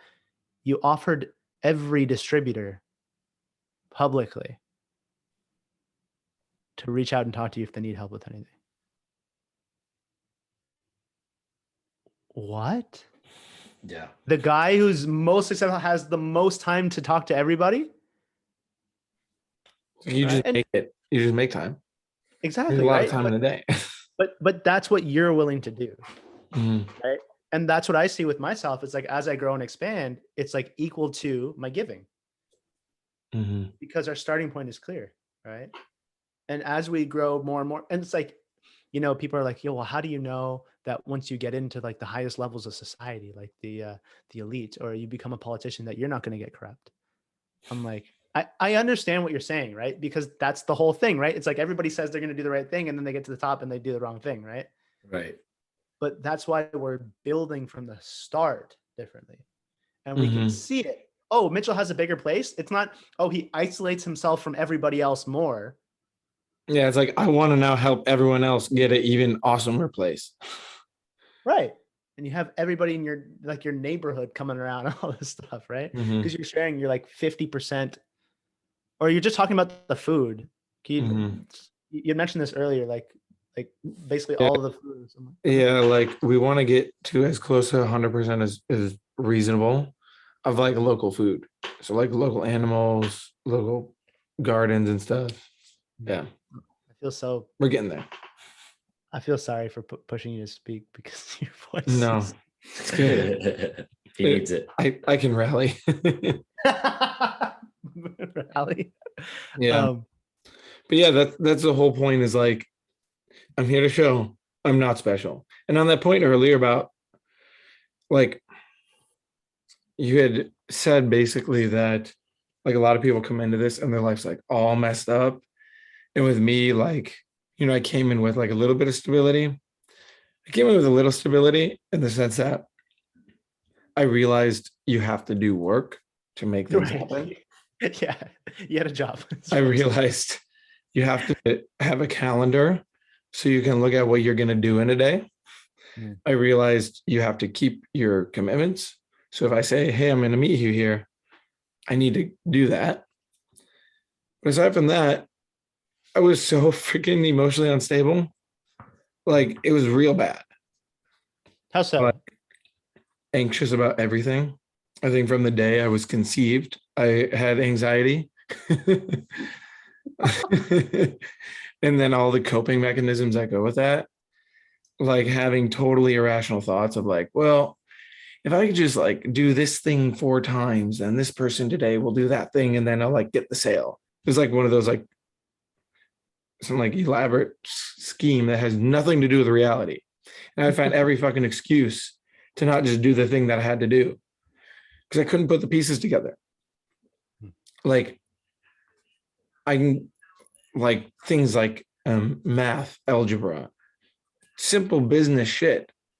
I had to reprogram all that with TechnoTutor. And I guess from a young age, I was kind of like, hey, I want to do something about the world. But the total starting point was like, I don't want to die. And I see that it looks like we're blowing up the world through deforestation and polluting it and getting in wars. So I'm like, I don't want that to happen. I don't want to die. I'm terrified of dying because I don't know what's going to happen. But that at least got me to start questioning stuff. And then I went down the conspiracy rabbit hole. And I wasted way too much time looking into all that stuff. And 10 years later, I finally at least got introduced to gin. Uh-huh. And then Wait. When you say 10 years later? well, like it was about a 10-year journey of when I started to like really investigate like how does the mind work? How does reality Okay. work? Because I took like a psychology class and I read a book. I was like, huh. Okay. Wait. Say that again. You took a psychology class? Yeah, in With high one- school. Okay. It was high school. Yeah. Because I was like really fucked up. Like I was really depressed and like, you're like think like suicidal thoughts. You're like, oh, if I just killed myself, that would get back at everyone who like made fun of me. Like, oh, that'd be the ultimate revenge. It's like so fucked. But like that was like going through my mind. And then thankfully I took a psychology class. And I was like, oh, we have chemicals in our brain. And if they're out of balance, like I might feel bad. Everyone should know that. But then I like started smoking weed. So I just suppressed it. You know what's funny? Really quickly on that chemical point, I realized inside of myself when I found that out, I was like, "Oh, it's not my fault." And I Mm. noticed a lot of people do that. They're like, "Oh, it's just like a chemical imbalance or something like that." It's like, yeah, what creates that? That's the more important part. But it's like we use this point of like, "Oh, it's just a chemical imbalance in my brain." Dude. Therefore, And then my solution was, well, I could just alter the chemicals by like smoking weed. Right. Problem solved. Right. right. That's what psychiatry is, isn't it? It's like, oh, you have a chemical imbalance, not your fault. Take these drugs. That'll solve your chemical imbalance. Mm-hmm. Meanwhile, you're watching TV fucking 4 hours a night. You're sitting in school 8 hours a day, eating shit. That's probably what's No fucking up your purpose, chemical imbalance. no responsibility, masturbating all the time, no real friendships, like stupid shit. And then we're in a school system Here's the other thing is that like not teaching us shit. so okay, people aren't aware of where this chemical imbalance is coming from, and then their solution is just take drugs, whether it be recreational or over the counter or whatever. But then they don't realize what the consequences of okay, now you're taking this drug to deal with the symptom of the chemical imbalance, not actually dealing with the root cause of where this is coming from, and then that causes like even more problems, and we all know this. Like it's really clear, it's really evident, even if you're just taking drugs for you got some fucking diabetes or like some kind of I don't know heart disease or blood pressure or whatever they take drugs for old people, but then they start taking those drugs and they get more side effects for some other shit, and then they have to take other drugs, and like that the cycle continues. That's not a solution, obviously. That's the problem with trying to learn the how of becoming successful. You'll say some shit like, oh, you need to, write your goals down on paper and that will make all the difference. It's like, no, that's a symptom of if you have the right starting point and you really fucking want shit, you're going to like write it down and think and plan it out and things like that. What's funny about like what you guys were describing earlier with the law of attraction. Oh, write down all these hundreds of things, and then you're going to go and you're going to look at the watch, and then you're going to try the watch on and all that. We were reading yesterday, or no, the day before, we were reading Sam Walton's autobiography, the founder of Walmart, right? And it sounds like when you're doing all those things, the way you guys described it, it's like, oh, just become a merchandiser. Like, that's what you really want to do. Just go and research all the catalogs of shit and go buy that shit. Like, that's exactly what you're doing when, you're practicing the law of attraction and these specific steps or whatever. Just be a merchandiser. You get paid for it. There's your law of attraction right there. Boom. That's so funny. Is that the book that Mara was reading to you guys in the car? Yeah. That picture? Yeah. That's so funny. I love that. When we hang out, like when we were hanging out in Texas, remember the last time we were down there over Thanksgiving, and at night, like every night we all sat on the couch, and then Avery would have us read different parts of the book. I was like, this is so much fun. Like I enjoyed that for whatever reason, but story time. It was really cool. We were reading like The Coming of Neo-Feudalism or something like that. Yeah, and then some other one on how the power structures change. Oh, The Great Reset. Yeah, that one. Yeah. and then in the aftermath, that then serves as like this fuel for conversation. And so it was so cool because we would read a couple pages from it and then be like, pause, like, okay, there was so much in there. Or that's when you can actually read. Because I remember 4 years ago, I read that book. I think I read it twice and I highlighted it and I underlined it. And I wasn't doing shit. Which book? Which book? It's called Made in America. Oh, the Sam Walton. Something Sam Walton. And it's about, Right, right. yeah, and it's his autobiography, but there's also quotes from other people in it. That's so funny. And in this, in freaking 2 random pages that Drake reads to us, we like close the book and we're like, dude, there was so much in there. Like, okay, how do we do this? Like, how could we now restructure our meetups so that we can get people in? Kind of how Sam Walton had some stuff he would just give away at cost, basically for free to get them in the door.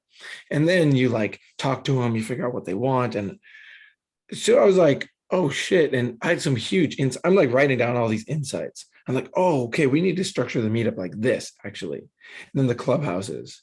And it's like, wow. And then know the score. And you hear how Sam Walton went around every store and he had like a little scorecard in his pocket. He just did it naturally. And I'm like, oh, okay. I guess that's what this thing is. And that's why it keeps growing. Dude, I've been staring at that thing this whole time. Like, fuck, that's insane. Right? For those who don't know, that's when you're a distributor and you sell something that matters, you track it and you watch it grow and it keeps growing. And now I can look at that every day and I'm like, wow, that's 17 people from basically a month and a half ago. That what's that going to turn into in 2 years? You know? So it's like Mitchell, me, Drake, when we read books now, we extract what we need as it suits our starting point. That's what everybody does, actually. So if your starting point is fucked and your starting point is to feel good, if a book is telling you, hey, go face your fears, the only thing you're going to get from that is, yeah, that feels good as a statement. You're not going to do anything. Yeah, the other thing with the starting point is like, if you can't understand it, there's nothing there for you. It's like, Right. It's like watching a movie in Chinese. Like, yeah, there was great action and like this happened, that happened, but what happened? What did you actually understand? Tell me the storyline. No idea. There was some fighting. Yeah. Guy wearing a black robe, girl. guy wearing a red robe. They fought. I think the black robe guy, he was the main character, or I don't know, maybe he was the villain. I have no idea. Yeah. You know? Or like I watched The Matrix with some people. Like a few weeks later, we were talking about it. I was like, yeah, you know how like they're in the Matrix and then he unplugs and then he gets into real reality. They're like, wait, what? Like that was what that was? I'm like, whoa. Right. And so I Not remember processing. watching that video as a kid, and I didn't fucking understand any of that. But it's like that doesn't change as we grow older. It changes as you increase your vocabulary. Right? People say it's like, oh, it's just a matter of time. It's not just a matter of time. If it was just a matter of time for Mitch, then he wouldn't have fucking spent all this time, pushing himself and pushing through his fears if it was just a matter of time. If it was just a matter of time that the world would change, dude, we kick our feet up. Fuck it. But it's not just a matter of time. Exactly. There's things you have to go and do. It's not just a matter of time before a tree grows and starts producing fruit. It's not just a matter of time. Time is a very important element. But you know what else is an important element? Effort. Like doing the right things long enough consistently. Drake, you gonna say that? Yeah, people say that it's just a matter of time because when you're looking at like a baby developing, like there are certain things that have to physically develop before they can start speaking, for instance, or like growing their vocabulary, right? But what they don't realize within doing that is just relying on time, or if you have that baby in an environment where nobody's speaking, it's not just a matter of time. There's so much more that has to go into that, right? And also people don't realize is that the vast majority of people are fucking retarded, legitimately, like they are retarded, as in they are slowed down.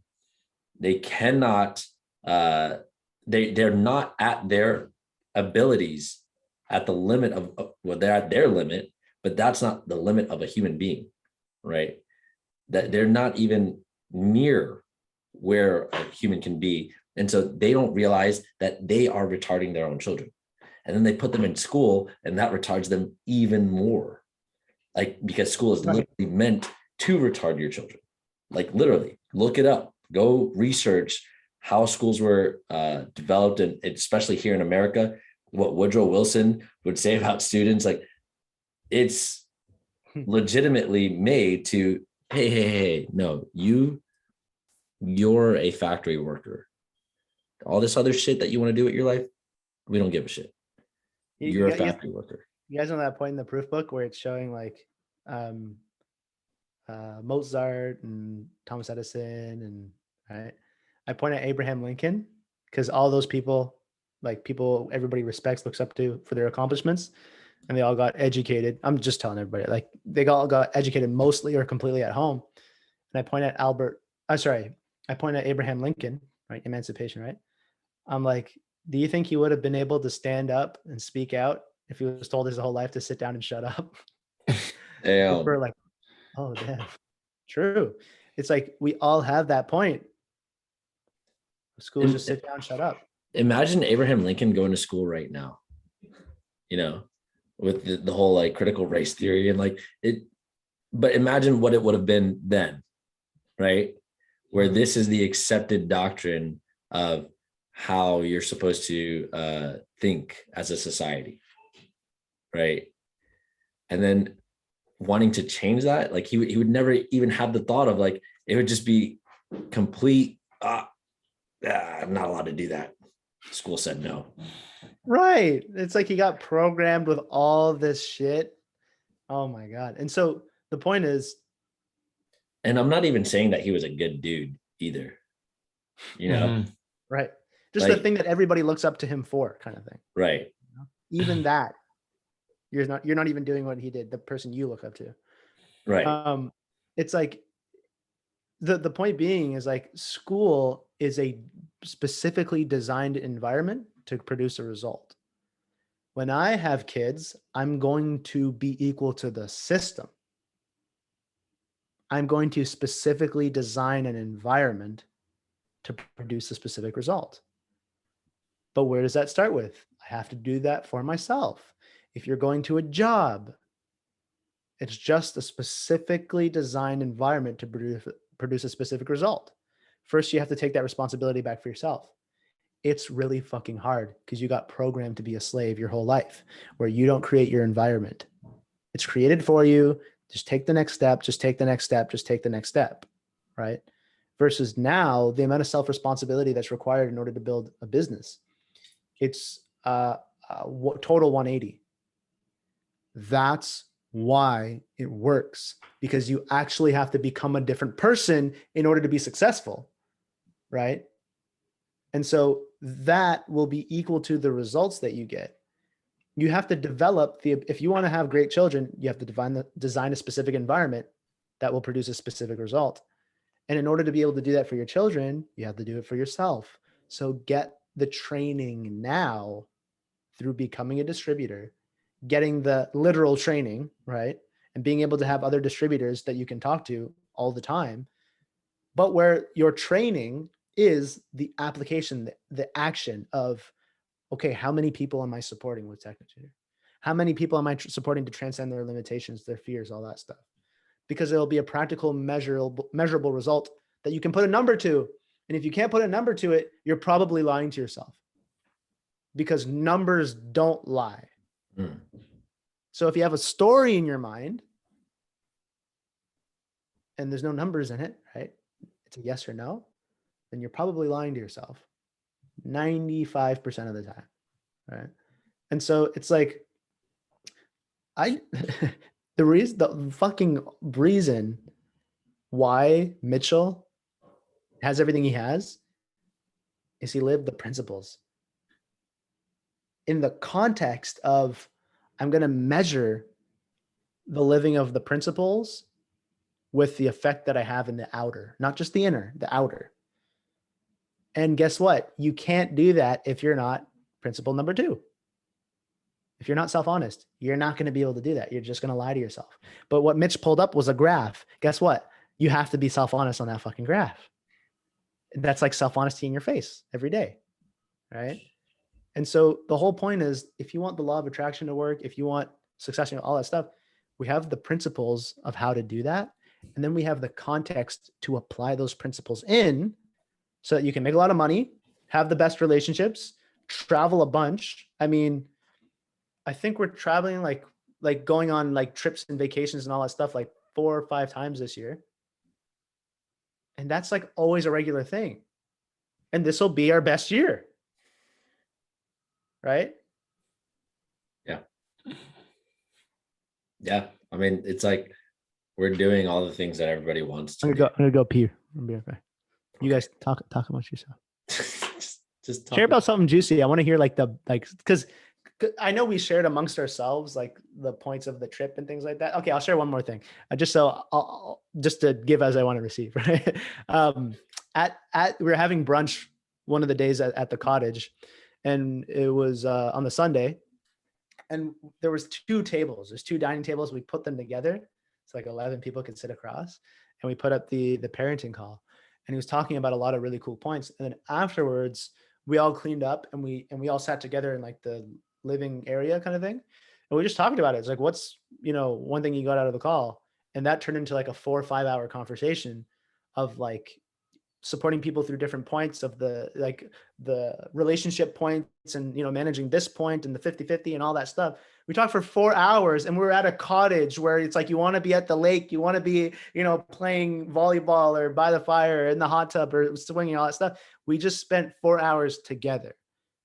And that shows you that's what we value. Then afterwards, like a lot of people got pushed throughout that morning. Like Melat is like going in and like pushing people to the next step, and Kiana's and me and Muge and Carmela and Noah and Francia and Oliver and, Megan and Carl. And we're all talking and push people to the next step and like seeing what limitations are coming up and like, okay, why are you doing that? All that stuff.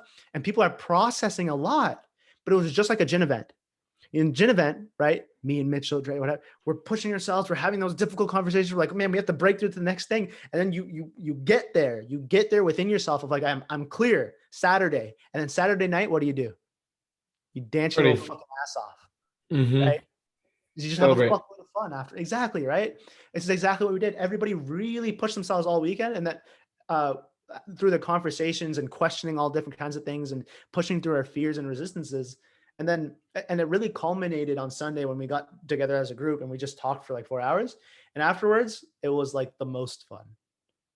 It was like, wow, we really like, it wasn't even like planned or contrived. It was just like, hey, let's talk about that. Then we all started talking about it. And afterwards, it was like, you just have even more fun because you felt like you actually did something. You actually didn't just go to a weekend just to do nothing and veg out. It's like your intention is, I want to grow. Yeah.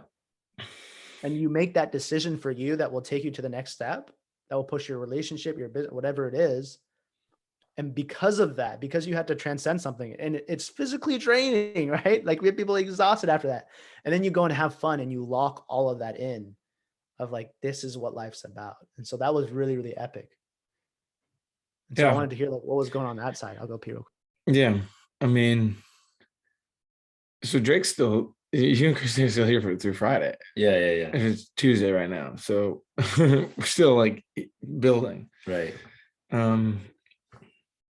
We wanted to get that long download that we wanted to get the full on, what's cool is that like, it's cool now being here in a relationship because all the other times that I came, I was not in a relationship. And now I get to see, like, from the perspective of, oh, okay, this is what they're doing in their relationship that I can do as well, you know? And previously it was just like, oh, Mitch is in a relationship, that's cool. I'll have that one day, you know? Um, or or Mitch is in a relationship, so they can do those things and I cannot because I'm single or whatever. So now it's cool just to see that and see the dynamics of like, oh, that's what's working. I need to start doing that. And also hearing that parenting call as well, just listening in on that, it was really cool to see the differences of what I was getting out of it as well. Of, oh, yeah, that is a really great point. That was really supportive for me in understanding what happens in a relationship with the nagging and the weak man point. It's just like, okay, now I can see where I've been weak and what I would have allowed in the past and all that. And then also I can see a really great example firsthand of what you're doing. That's like, oh, okay, so this is what the correction for that looks like, you know. That's the way that you and Jess operate as a team is very effective, obviously, you know. And it's cool how, I mean, even watching all the nitty gritty details, it's very organized, very effective. It's very just like, I mean, that's really the same reason why I went to visit with Cameron and Katie the first time I went over there. I wanted to see, okay, like, what does a family look like?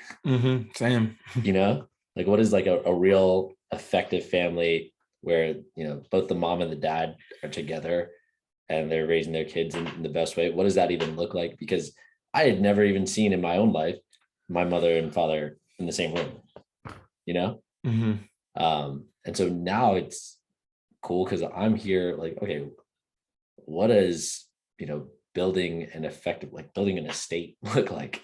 And I can tell you, obviously we have the solution for creating really effective children, right? Even if you already have kids, this will bring your kids to the next level, TechnoTutor specifically, right? I know when I have kids, they're going to be amazing. They're going to be super effective. They're going to be genius. I know already because first I've seen the example of what Katie and Cameron have done. I know I can do that. I have a partner who is aligned with me in the principles and she sees it too. She wants to create that, right? I'm very effective in communicating to children, right? And she is as well, right? And also I have this amazing network of other distributors who are walking the same exact process. And we're on a very similar timeline here, right? And if you're listening to this and you don't have TechnoTutor yet, or you want to have kids, or you have kids, don't wait till we have kids to see the result, because I'm telling you what it is right now. The kids are going to be genius. They're going to be genius. They're going to be successful. They're going to be what you wish your kids were. And if you wait, then it's going to take you that much longer to build that. I'm so glad that I made the decision when I did to start with just getting TechnoTutor just for myself, right? And then from there on, you know, okay, becoming a distributor. And because if I would have waited and had to like watch from the sidelines and then get into all this, I know all the shit that I had to walk through internally within myself, even after starting, you know. If I would have to do that starting now, I'd be fucked. I mean, obviously, you know, the best time to plant a tree was 100 years ago, right? Next best time is now. Don't wait any further, right? But if I had to wait, if I had to start right now, I wouldn't be happy about it, knowing that I could have started 5 years ago, right? Mm-hmm. But you can at least get yourself to just start though. Right. Yeah. I mean, that was when I first met all y'all in Denver 2 years ago. And I had a full-on conversation with Max, and he was 3 at the time, Cameron's son. I'm like, whoa, like I don't have kids right now, but when I have kids, I want them to be like that. And Cameron's like, oh, really? I'm like, yeah. He's like, okay, that starts now. Like, don't go get someone pregnant, but like your programming is going to be passed on to your kids. Like, get your programming right. And that's what I'm doing. Aren't you so glad that he said that? Yeah. Like it starts now instead of like, pacifying you and like, oh, okay, well, when you have kids, come back to me or whatever. Mhm. Like, no. That starts now. And it really practically it does. Mhm. Like actually, and we can see it just because we've walked it, we've lived it, as opposed to just like, man, imagine having kids already and then having to try to figure it out. Like, not that you can't. Yeah, not that you can't. It's just there's consequence. And Right. who are you? Are you going to be the kind of person that prevents consequence to the best of your ability? Or are you going to fucking settle? Like, think about all the things that you've done in your business and the challenges and everything that comes up. And then imagine if you had to do all that plus raise a child, like an infant, getting no fucking sleep Mhm. throughout the day, like also having to provide for that infant and like being just stressed about that because you hadn't built this yet, Yeah, it's very different. And though, imagine now, I'm just hypothetically like, let's say you're listening to this and you do have kids and you're working on building this business, like I know many of you are. Now, imagine the difference between then applying yourself fully today or delaying another year till you actually really fucking apply yourself. Right. And by apply yourself, maybe it means have that conversation with your partner or start the office recruiting or reach out for specific support on a part of the business. Like, are you going to delay? Are you going to not delay? Right. Because like, okay, now think about if you do already have kids, if you wait another moment, you wait another year or whatever, what's happening to your child within that entire year? Like what example are you giving them? How are you feeling about that throughout this entire time where you're stressed, whatever, like, oh, I got to put it off. Oh, I wish I could be doing these things, but I can't. That's what your child's learning. Yeah. That's who they're becoming. That's why I'm so hard on some people when they're on the fence about getting TechnoTutor or getting a distributorship. That's why I'll fucking push you, because right now your child is learning your weakness. Yeah. You can put the money together. It's not that hard. If you don't have money to invest in yourself and a program that has clear results, if you don't have that money set aside, that's a big problem. Yeah. Like, are you really living that paycheck to paycheck and living in that much fear? Guess what? Even if that's the case, that's why you need TechnoTutor. Right. And that's what you're going to create for your child. They're going to Mm-hmm. learn to live paycheck to paycheck like that. That's not what you want. And then 10 years from now, or at the end of your life or whatever, you're going to feel so much freaking regret that you didn't just do the thing. You didn't just walk through that fear, walk through that emotion. Yeah. So Yeah, I made a video on my YouTube, or not on my YouTube. I need to put it on my YouTube. Mhm. But I made a video talking specifically about that, of like, man, people want a better life for their kids. Most people, right? well, they say they want it. They do, right? Mhm. And they think about like, oh, I'm gonna get them into this school or that school or whatever. What were you taking a shit, man? It took forever. But then they end up like Give bagel. myself a bagel. Nice. Hey, did you know you can put goat cheese on a bagel? I learned that from Drake and from my neighbor. And it's delicious. Oh, bro, the goat cheese that they have here is Dude, insane. It tastes like, we don't have the goats. They're our neighbor. yeah, but the goat cheese, it tastes like something I've never tasted before, where, instead of having that like pungent goat cheese flavor, it's got a very mild, like you don't even know it's from a goat. Like it's crazy. It almost tastes like Almost a tastes feta like cheese. like you're at a buffet and just Got 3D printed out of the universe. That's right. That's right. Um, But I know the lady who milks those goats, and she is a damn hard worker. Dude. She's the one who's getting TT, and her kids are about to be so next level. Her whole family is. yeah. She's like, hey, I know it's like for my son and all, but like, I kind of want to use this myself. I'm like, oh, she's getting You it. get it. Yeah. Yeah. Drake, what were you saying? We're talking about parents wanting. Parents Better. wanting a better life for their kids. That's not like, oh, you know, I'll just get them this book and that book. If that's the way that it worked, how come you didn't just read that book and get a better life and provide it for your kids? It's because you can't do it. They're not going to be able to do it either until you change where you can just get that book and do those things. It's not going to happen for your kids, which means you as the parent have to change. And the only way to do that is through TechnoTutor, like actually improving your vocabulary, actually expanding yourself. And the reason why I say that is because I tried reading a dictionary. I tried doing the other route, you know? Same. It's fucking like, it's impossible. It's literally impossible. Unless you're like one of those very rare few people. This is what we were talking about before, where it's like, oh, you go through all this adversity. That's what creates the success. No, that's like that one person was able to do that. They were able to handle all that adversity, right? Someone was saying, I was talking to someone and they were saying, you know, why people from very rough backgrounds can really make it. And they're saying because they've already had so many things taken from them that they don't fear losing things anymore, which is a really great point. It's one aspect of being fearless, right? But then you actually have to know what to fucking do. Right.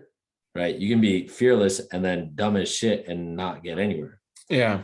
Or you can be fearless, but then you just suppress that point so much. Then when you do have all the shit, you find a way to then fear losing it, and then you lose it as well. Yeah. So I see that again. Some people say, I'm not afraid of death. Okay. Then go talk to that person over there. Right. It's subconscious, unconscious. So you have to walk your process and use your TechnoTutor in order to pull up the subconscious, unconscious points. Because consciously, you might be like, yeah, there's no reason for me to be afraid. But if you are not expanding your awareness of who you are to being able to pull stuff out of your subconscious and unconscious, you're never going to solve the point. You're never going to solve it ever. You know what you have to do? You have to install a new software. You have to install the debugger and fucking like clean out your fucking system. And you have to have that new software that's like, oh, okay, here's how, like the AI system almost to an effect, right? Mhm. To an extent. And what I mean by that, the reason why I'm saying it that way is because I know that people are going to react to TechnoTutor is the only way, right? But I also know those are the same people who are like, man, if only there was like a software that I could put into my body and like it could just make me do all those things, or you know, if I had a genie or whatever, Wrap my head into something and I would just download all the information. literally that's because I used to think that way. Mhm. You know, if I could just put this fucking thing where I just make all the right choices, this is it. This is that fucking thing where you make all the right choices. And guess what? You're in control. There's no like bug that you have to put in your head or anything like that. It's just, you sit down with this Something you put technology. up your ass. So. There is a suppository. It's pretty big. Mitch, hold up your fist. About this size. I'm just kidding. All right. I'm just kidding. There's nothing you got to put in your body. But but that is the thing that people are looking for. This is it. And Mitch shared with us this great fucking meme. This great meme. It's the one with the guy reading the book. And on the cover of the book, it shows, what's it say? How to make money. How to make money, right? And then it's got the page open.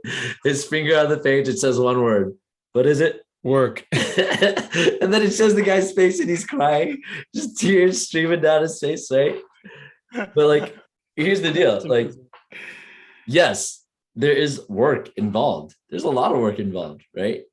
But we have the tool where the work actually is fruitful. It's not just, oh, go out and work hard. It's the work that you should be putting in yourself of, again, expanding your vocabulary. What's that mean?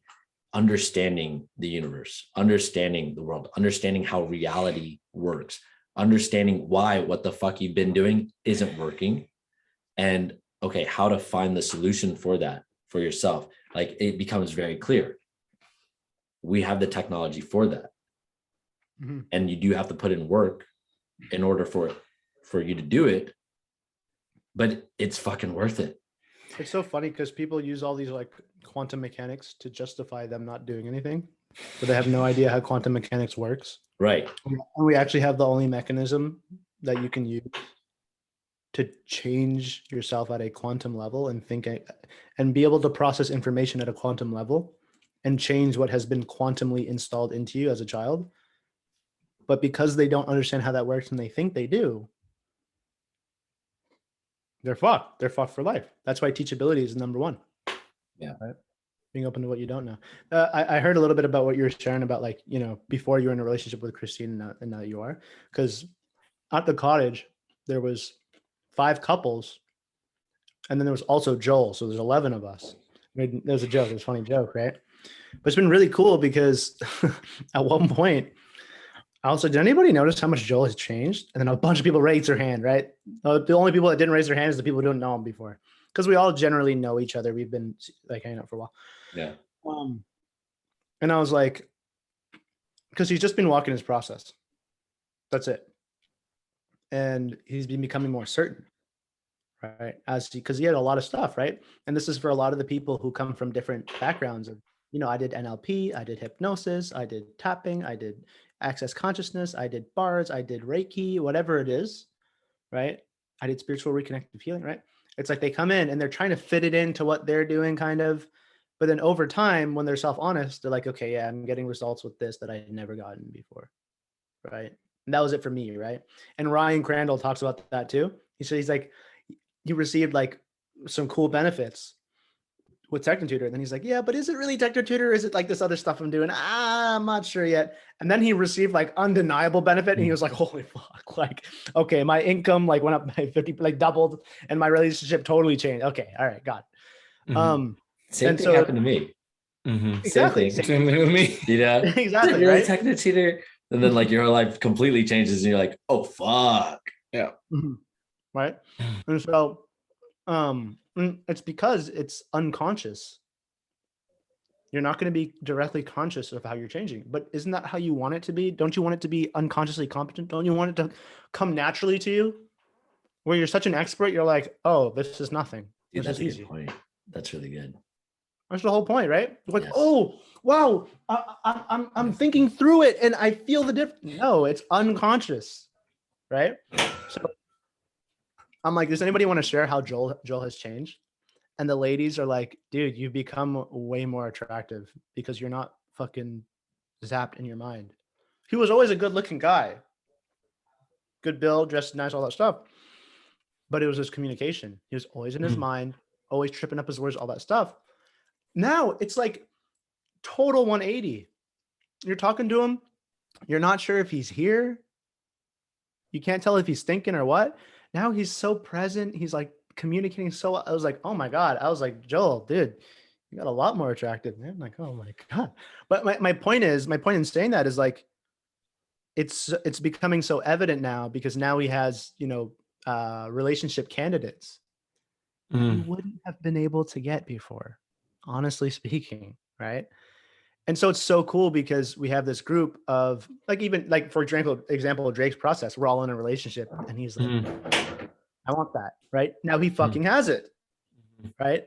Same thing's happening with Joel. It's like he's walking through the points of like all these, because, you know, based off our parents and all that stuff, we'll have different programs that we have to get rid of. But it's like all the ladies were sharing like, yeah, you've gotten way more attractive. Like you'll be just fine kind of thing. It was really cool, right? And being in an environment where you can say that and it's not like, oh my God. It's just like objectively, he's gotten more attractive. He's way more communicable, sociable, right? Friendly, all that stuff. So it's just been cool because he got a lot more clear about, the best way. It's building something and the people will come, right? And so that's what he's been doing, and it's really been working, right? So it's just cool because even though we had, all the couples and all that stuff, it's like you had Francia, Oliver's partner, and she's like taking care of Joel. And it was so funny. He's like, Joel was making this joke about like how he's like, everybody has their partners there, like cooking for whatever, doing whatever. And he's like, and Francia, you've been helping me out like that. You've been like my partner taking care of me. She's like, oh, but yeah, I get you.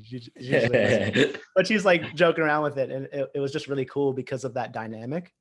And Mhm. so it's just like, see that smile on Drake's face? He can't take it off his face now, right? He's It's like, I been just really saw cool Christine in watching the other room. exactly, right? And so it's like She's I cooking. could see Drake is much happier. Christine's much happier because now she's like, Mhm. the point I was making with Mitch having things settled so that he could focus on one thing. It's like you went as far as you can see, and now you can see further. Mhm.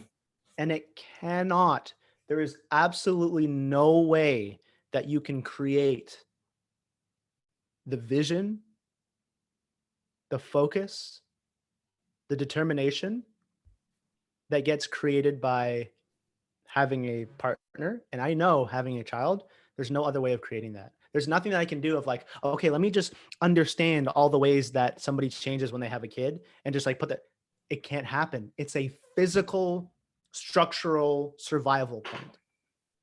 And when I say survival point, I mean, it's like, okay, it's real now. It's like, oh my God, she's pregnant. Like, okay, whatever the case may be. Same thing for having a partner. It's like, oh, damn, I've been going my whole life with only thinking for myself. And even when I was in a relationship, I wasn't thinking about it from the perspective of, okay, I'm going to provide. It was just, you got your thing, I got my thing. So I didn't have to take responsibility, right? It's like, Yeah. once you take that on, it's like, okay, there's a certain fire under your ass in the best way because we can handle it, right? It like projects you to the next level. You say, Drake? Yeah, there's a vocabulary point within that because I'm thinking of all the people who they start having kids and then they feel like they can't handle it. And then where do they go? They can't handle it. And then they're like, oh, they bounce. They're not around for their kids, or, their lives somehow become worse. Right. Which kind of makes sense to an extent because you just added another child to your workload, and like that's money, that's stress, that's all this, right?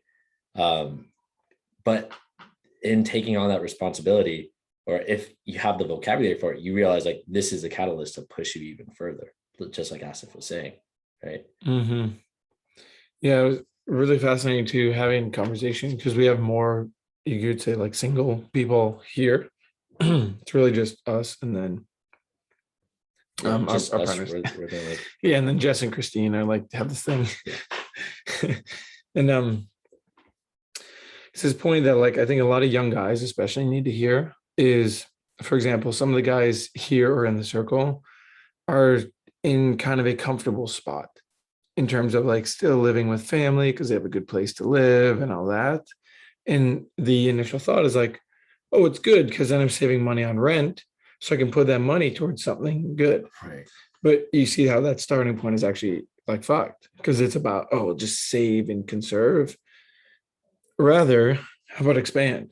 And so it's been really cool to see that they're like, oh, I never actually really considered getting my own place, having my own bills, having simple stuff I got to take responsibility for is actually going to force me to level up and then make way more money. Yeah. And then the next point is that relationship, and then that forces you up again. So it's been really cool to see that. And I didn't even understand that right away till I found you guys and I had TT. And then I said, oh, wow. Yeah. Yeah. That's a great point with the problem is being comfortable, Mhm. right? Because like to an extent, no one's really comfortable. Everyone's like got, discomfort because look at the world, like the state that it's in, right? But then people are familiar with that discomfort and they're comfortable in that discomfort. And so that they don't push themselves past that discomfort, meaning they won't expand. They can't expand. It's not going to happen. There's a lot that I had to process in regards to pressure. of always setting up everything so I never have pressure on myself. I don't want pressure. Mm. I always make sure I set things up where it's like the deadline, but if I don't have the deadline, it's not a big deal because I set the deadline in advance. So like all this stuff where I just would never have to face pressure. But I realize, like, one, there's no word that you should be afraid of. That's the whole point of this process, is to integrate everything, right? And so part of that was integrating pressure. It's like, why am I afraid of pressure? We all hear that statement that, you know, I heard it 1,000 times, but it didn't do anything. But anyways, that's besides the point. You need pressure to create diamonds, right? It's like, oh, nice. Okay, got it. Then now all of a sudden I'm okay with pressure. It never worked like that, unfortunately. But it's like all you're doing whenever you have a fear or anytime you avoid something, it's called postponing consequences. What is that? What's that word you said? Postponing Oh. consequences. And what you're doing is, if you never build Hang on, a business, just glaze over and not pay attention for like 2 minutes because I'm going to feel a lot more comfortable. that's so You all funny. know you had that back chat. That's so funny. That's so funny. That happens. Please that happens really make it unconsciously. clear. Yeah. That happens really unconsciously. What Mitchell just said, it's like all the things that you need to hear, you always miss it because you're designed to. The things that you need to hear are the things that you're lacking. But you're by design, if you're not using TechnoTutor, you don't have the receptors for that information. That's why you're lacking it. That's why it creates stuff inside of you, because it's separate from you. Right? A magnet can't repel itself. It repels another magnet. It has to be separate from it. Mm. You only experience emotion from conflict inside of you. And the only way conflict can happen is if there's two things that are separate from one another, creating friction, right? So I'm really glad you said that. So that's such a funny way of putting it. So postponing consequences, it's like any fear that you have, you're going to end up creating it 100% of the time, whether it be in your relationship, in your financial situation, in your happiness, right? I want to be happy. I don't want to be sad. I don't want to be sad. It doesn't matter if you're saying I want to be happy. It doesn't matter if you rephrase it in a positive way. The starting point of want is lack. That's it, period. I don't want to be sad. Okay, you're just going to change it the other way. I want to be happy. It is important to do that. That's not the solution. You have to know what you want. I don't want to be broke. Okay, how are you going to not be broke? I want this much money coming in. Okay, cool. Now you know what you can move towards. Okay. If you're not building a business, because you don't want to take the risk, because if you take the risk, you might be under financial pressure. You're going to create financial pressure on yourself anyways, whether it's by the end of the month, you can't pay rent, or it's very stressful the last week and then, you know, you make enough money, but maybe it won't happen then. Maybe you're okay with rent, but all of a sudden your car breaks down. You didn't see that coming. Then you're fucked. But then you borrow some money from somebody or they help you out, all that stuff. It's just postponing consequences, because then you got to pay that money back. I'll just put on my credit card. Then you got to pay that money back, and now you got to pay a little bit more, and you couldn't make the money in the first place to take care of the balance. And now in your new pay cycle, you have to remove the amount of money that you have to pay for the balance on your credit card last time. So now you're starting with less, and now you have to pay more because you got interest on that. And how long can you keep that up for? However much your credit card balance is. It's called postponing consequences, because guess what? Eventually that will run out. And what that looks like in the context of long-term, you never want to feel pressure. Okay. For example, ladies, right? It's like, no, I don't want anybody to tie me down. I don't want to feel like I got to do anything in my life because nobody's going to control me. And all of a sudden they're fucking 35 and they're like, I want kids. And I was never in a relationship, never my focus. And all of a sudden I get tied the fuck down by my biological time clock inside of me. And now the pressure's on. And now I'm getting controlled by this point. And then you didn't spend all that time developing the relationship with your partner so that you're on the same page and you're like walking together. Now it's like you have to do all that. Plus you want to have a kid within this certain time frame and all that. damn. Mhm. So point is, Drake should keep going because I'm chewing right now. No, it's okay. Yeah, I'll keep going because did you eat the whole half of a bagel? Like, what the fuck's going on there? It's a lot of chewing. I got some cheese going because you guys kept talking about cheese. Nice. Parmesan. But I guess let's wrap it up here soon. So here's the point with postponing consequences.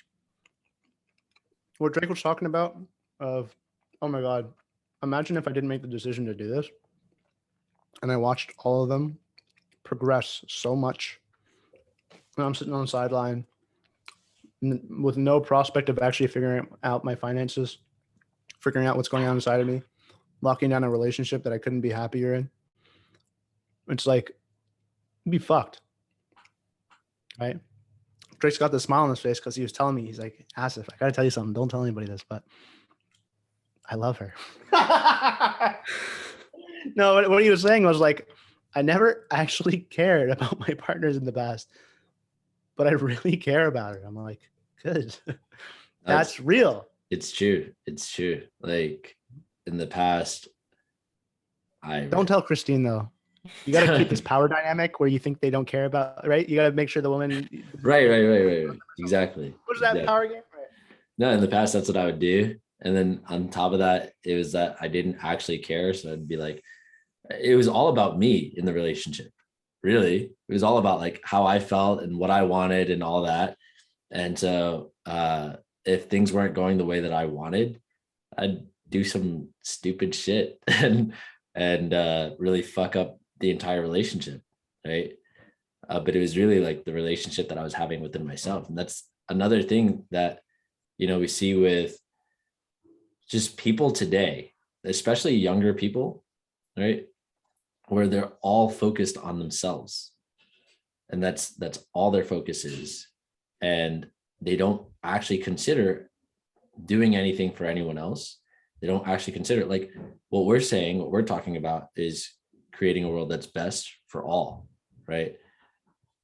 And the point that you guys were bringing up earlier about how do you know that when you reach these certain levels, then you won't become just like those billionaires? Well, because they did something different.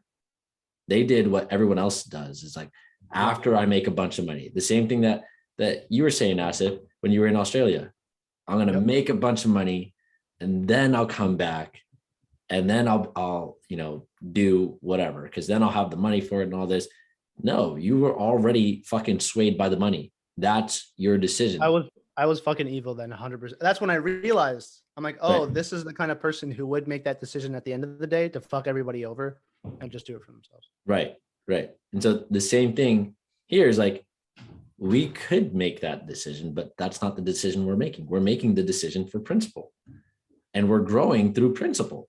So by the time we get there, it will have been all the decisions through principle. What do you think we're going to stick with? Principle. Me and Cam were talking about this. We're like, imagine that. Imagine like, for example, Drake, he did all this. I'm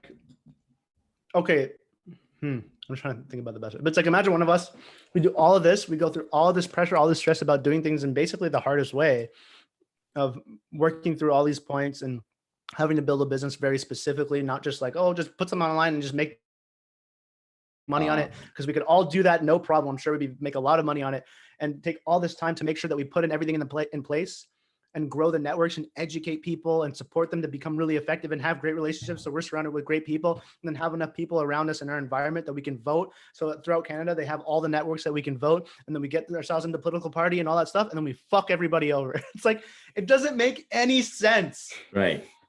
You know what I mean? Like you wouldn't do all of this. You know what I mean? Like, so, I don't think people understand how much you have to challenge and change yourself in order to do what we're doing in the way that we're doing it, the structure that we're doing. And so people, and what I mean by that is like, people say all the time, I'm a good person. I'm a good person. I would give back to this, that, whatever, but they're not actually changing. They're not actually doing anything different. And so they're actually just participating in the system. Maybe they get lucky they make some money, but in order to do what we're doing, you have to fucking change. You have to challenge that within yourself. And so the things that those people value, that's not what we value. That's the whole starting point. And so going back to like what you're saying with the relationship point, it's been amazing for me because it was something that I did not see. I couldn't see myself getting into a relationship, number one. And then number two is like, how the fuck is doing this going to help me get into a relationship? Like, I'm not out there going and like searching for, you know, all these dates or whatever. Like I'm trying to like just focus on getting people Technotutor, really. And I know that I should get into a relationship and I want it, but you know, there's all these things within myself of like, it's not really possible. It's not going to be possible.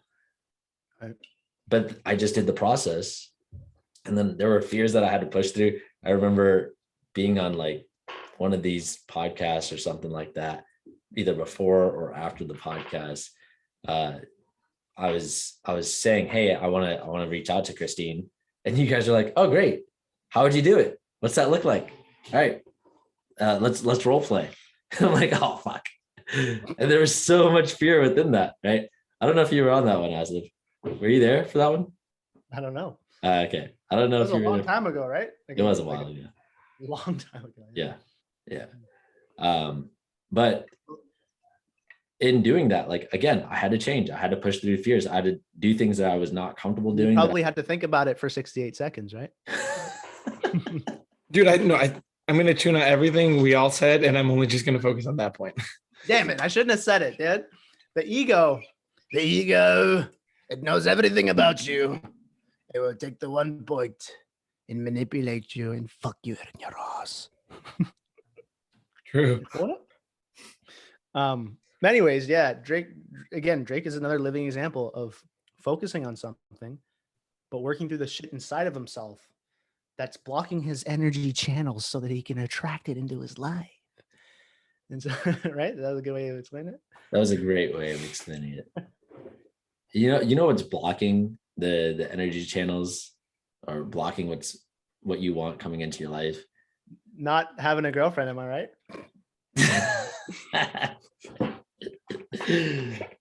Yeah, it's you, right? It's like you, it's your lacking vocabulary. It's like you don't have, it's like if you imagine within you is a map, right? Oh, this is great, actually. This is fucking perfect. Right? It's not bad. Within you is a map. And at the center of the map, you know, it's like you are here. This is you, right? And if you imagine in the center of that map, there's like a little city, just a little town, right? With like a few things. Here's where the well is, where you get the water. Is there a bed and breakfast in this town? There's not a bed and breakfast. This is Okay. think of like ancient civilization, maybe like Rome, Okay. you know, but just starting out, right? And so you got a little tiny, like, okay, here is where I live. Here's where the water well is. That's where the sheep are over there, right? Or goats. We like goats now, right? And then you see way over there is like, that's where I want that to be a part of my town. I want that resource as a part of my town. I want that. You've been playing a lot of Catan, bro. Yeah, I haven't played a lot of Catan. I see. But it's good though. It's good though. What did he say? He said we've been playing a lot of Catan. In the game Oh. Catan, you Yeah. get resources. Right. So, okay. But like that resource could be a partner. That resource could be a business. It could be, you know, whatever. I want that to be a part of my town, but you don't have the fucking roadways built to get there. And so you're sitting there and you're like, that resource is blocked from getting to me. And if I just sit here and imagine it and think about it, like it's going to somehow get to me. No, you have to fucking build the roads. You have to build the roads in order to get to it and bring it to you. Right? That's like, okay, when people are like, oh, I just have to do the inner work within myself. The inner work is building that road. And it's not just meditating. It's not just sitting here and thinking about what you want. It's not just making affirmations. That's not it. That's not building the road. Building the road is building your vocabulary. I want you to pay attention to something. Drake, well, I'll ask you instead of assuming, because you know what happens when you assume, right? Did you ever use that analogy before? No. How the fuck? Now I'm just talking to everybody now. How did Drake know that was going to be a great analogy before he even said it? Can I answer that? I think I know. Let it stew for a second. He had an idea, and then he was like, think of a map. Oh, and then the rest of it just. How did he know how to explain it? It sounds like it was like scripted. He's like, look, and you have the resource and you got to build the road to get there. It's like, how did he do that? All right. I channel Yoda. Was that the answer that you were going to say? Yeah, that's my God. Yoda. I channel him. He builds all the roads for me. He builds the with the roads. force. No, that's the whole point. Learn how to channel. Make sure you read Ask and It Is Given. It is not 99%. It's actually 100% on point. Okay. It's about learning and do what they do. Not as they say, do as they do. So channel. And that would read that book once. And look at me now.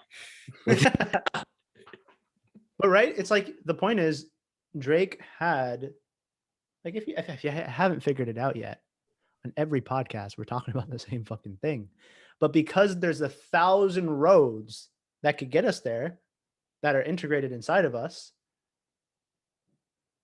this is fun because we keep exploring new ways. Yeah, that's the other thing. So when I'm looking at the map in my mind, it's not just one road to get to the thing that you want, right? It literally is like, if you think of Rome, all these, what's the phrase? All roads lead to Rome. all roads lead to all Rome. roads. Now, how do we reconcile that All roads with our go- podcast titled "The Only Way"? Oh, because it's not okay. So thank you for bringing that up, because you're obviously retarded if you didn't get this, right? But I'm not saying, oh, everybody can just, sit back and relax and everything's going to lead to, you walking your process. No, that's not what I'm saying. I'm saying within you, you have to build the roads, right? Meaning build the neural connections if you really want to get technical with it, right? Meaning just build your vocabulary, because within your vocabulary, within your vocabulary is a schema. You know what a schema is?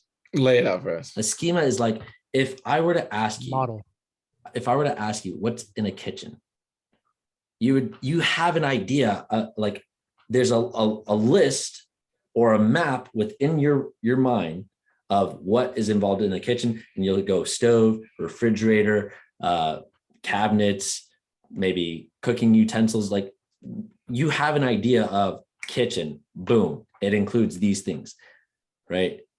Now, with every word, there is a list of things that this is how this word works. This is in which context it fits in. This is the things that go along with this word, whatever it is, right? But within that, when you're speaking of a word, you use everything that's attached to that word that then also attaches to this and that and that. It's like, so it's literally like a road. Like I'm telling you, look at a map of like a French city like Paris or like Washington, DC. It's really beautiful because it'll start from the center and it'll spiral out like a web, right? That's how there's so many different connections. There's so many different roads you could take to get to that center there, right? But there's only one way of building roads. There's Okay. 1,000 roads, but there's only one way of building roads. Yeah, exactly. So like within yourself, you should be able to communicate things in 1,000 different ways very effectively, because there are so many different words that can connect in so many different places. But if you're like what we were saying earlier with you have a point of resistance or like an emotional definition of a word, like respect, and you're limiting yourself within that word, then it's like basically taking all the other roads and you're blocking them off. True. And so now what happens when you have a major city, you block off all the other roads, you get fucking traffic. You get retarded, as you could say. You get retarded. Yeah. You get jammed up.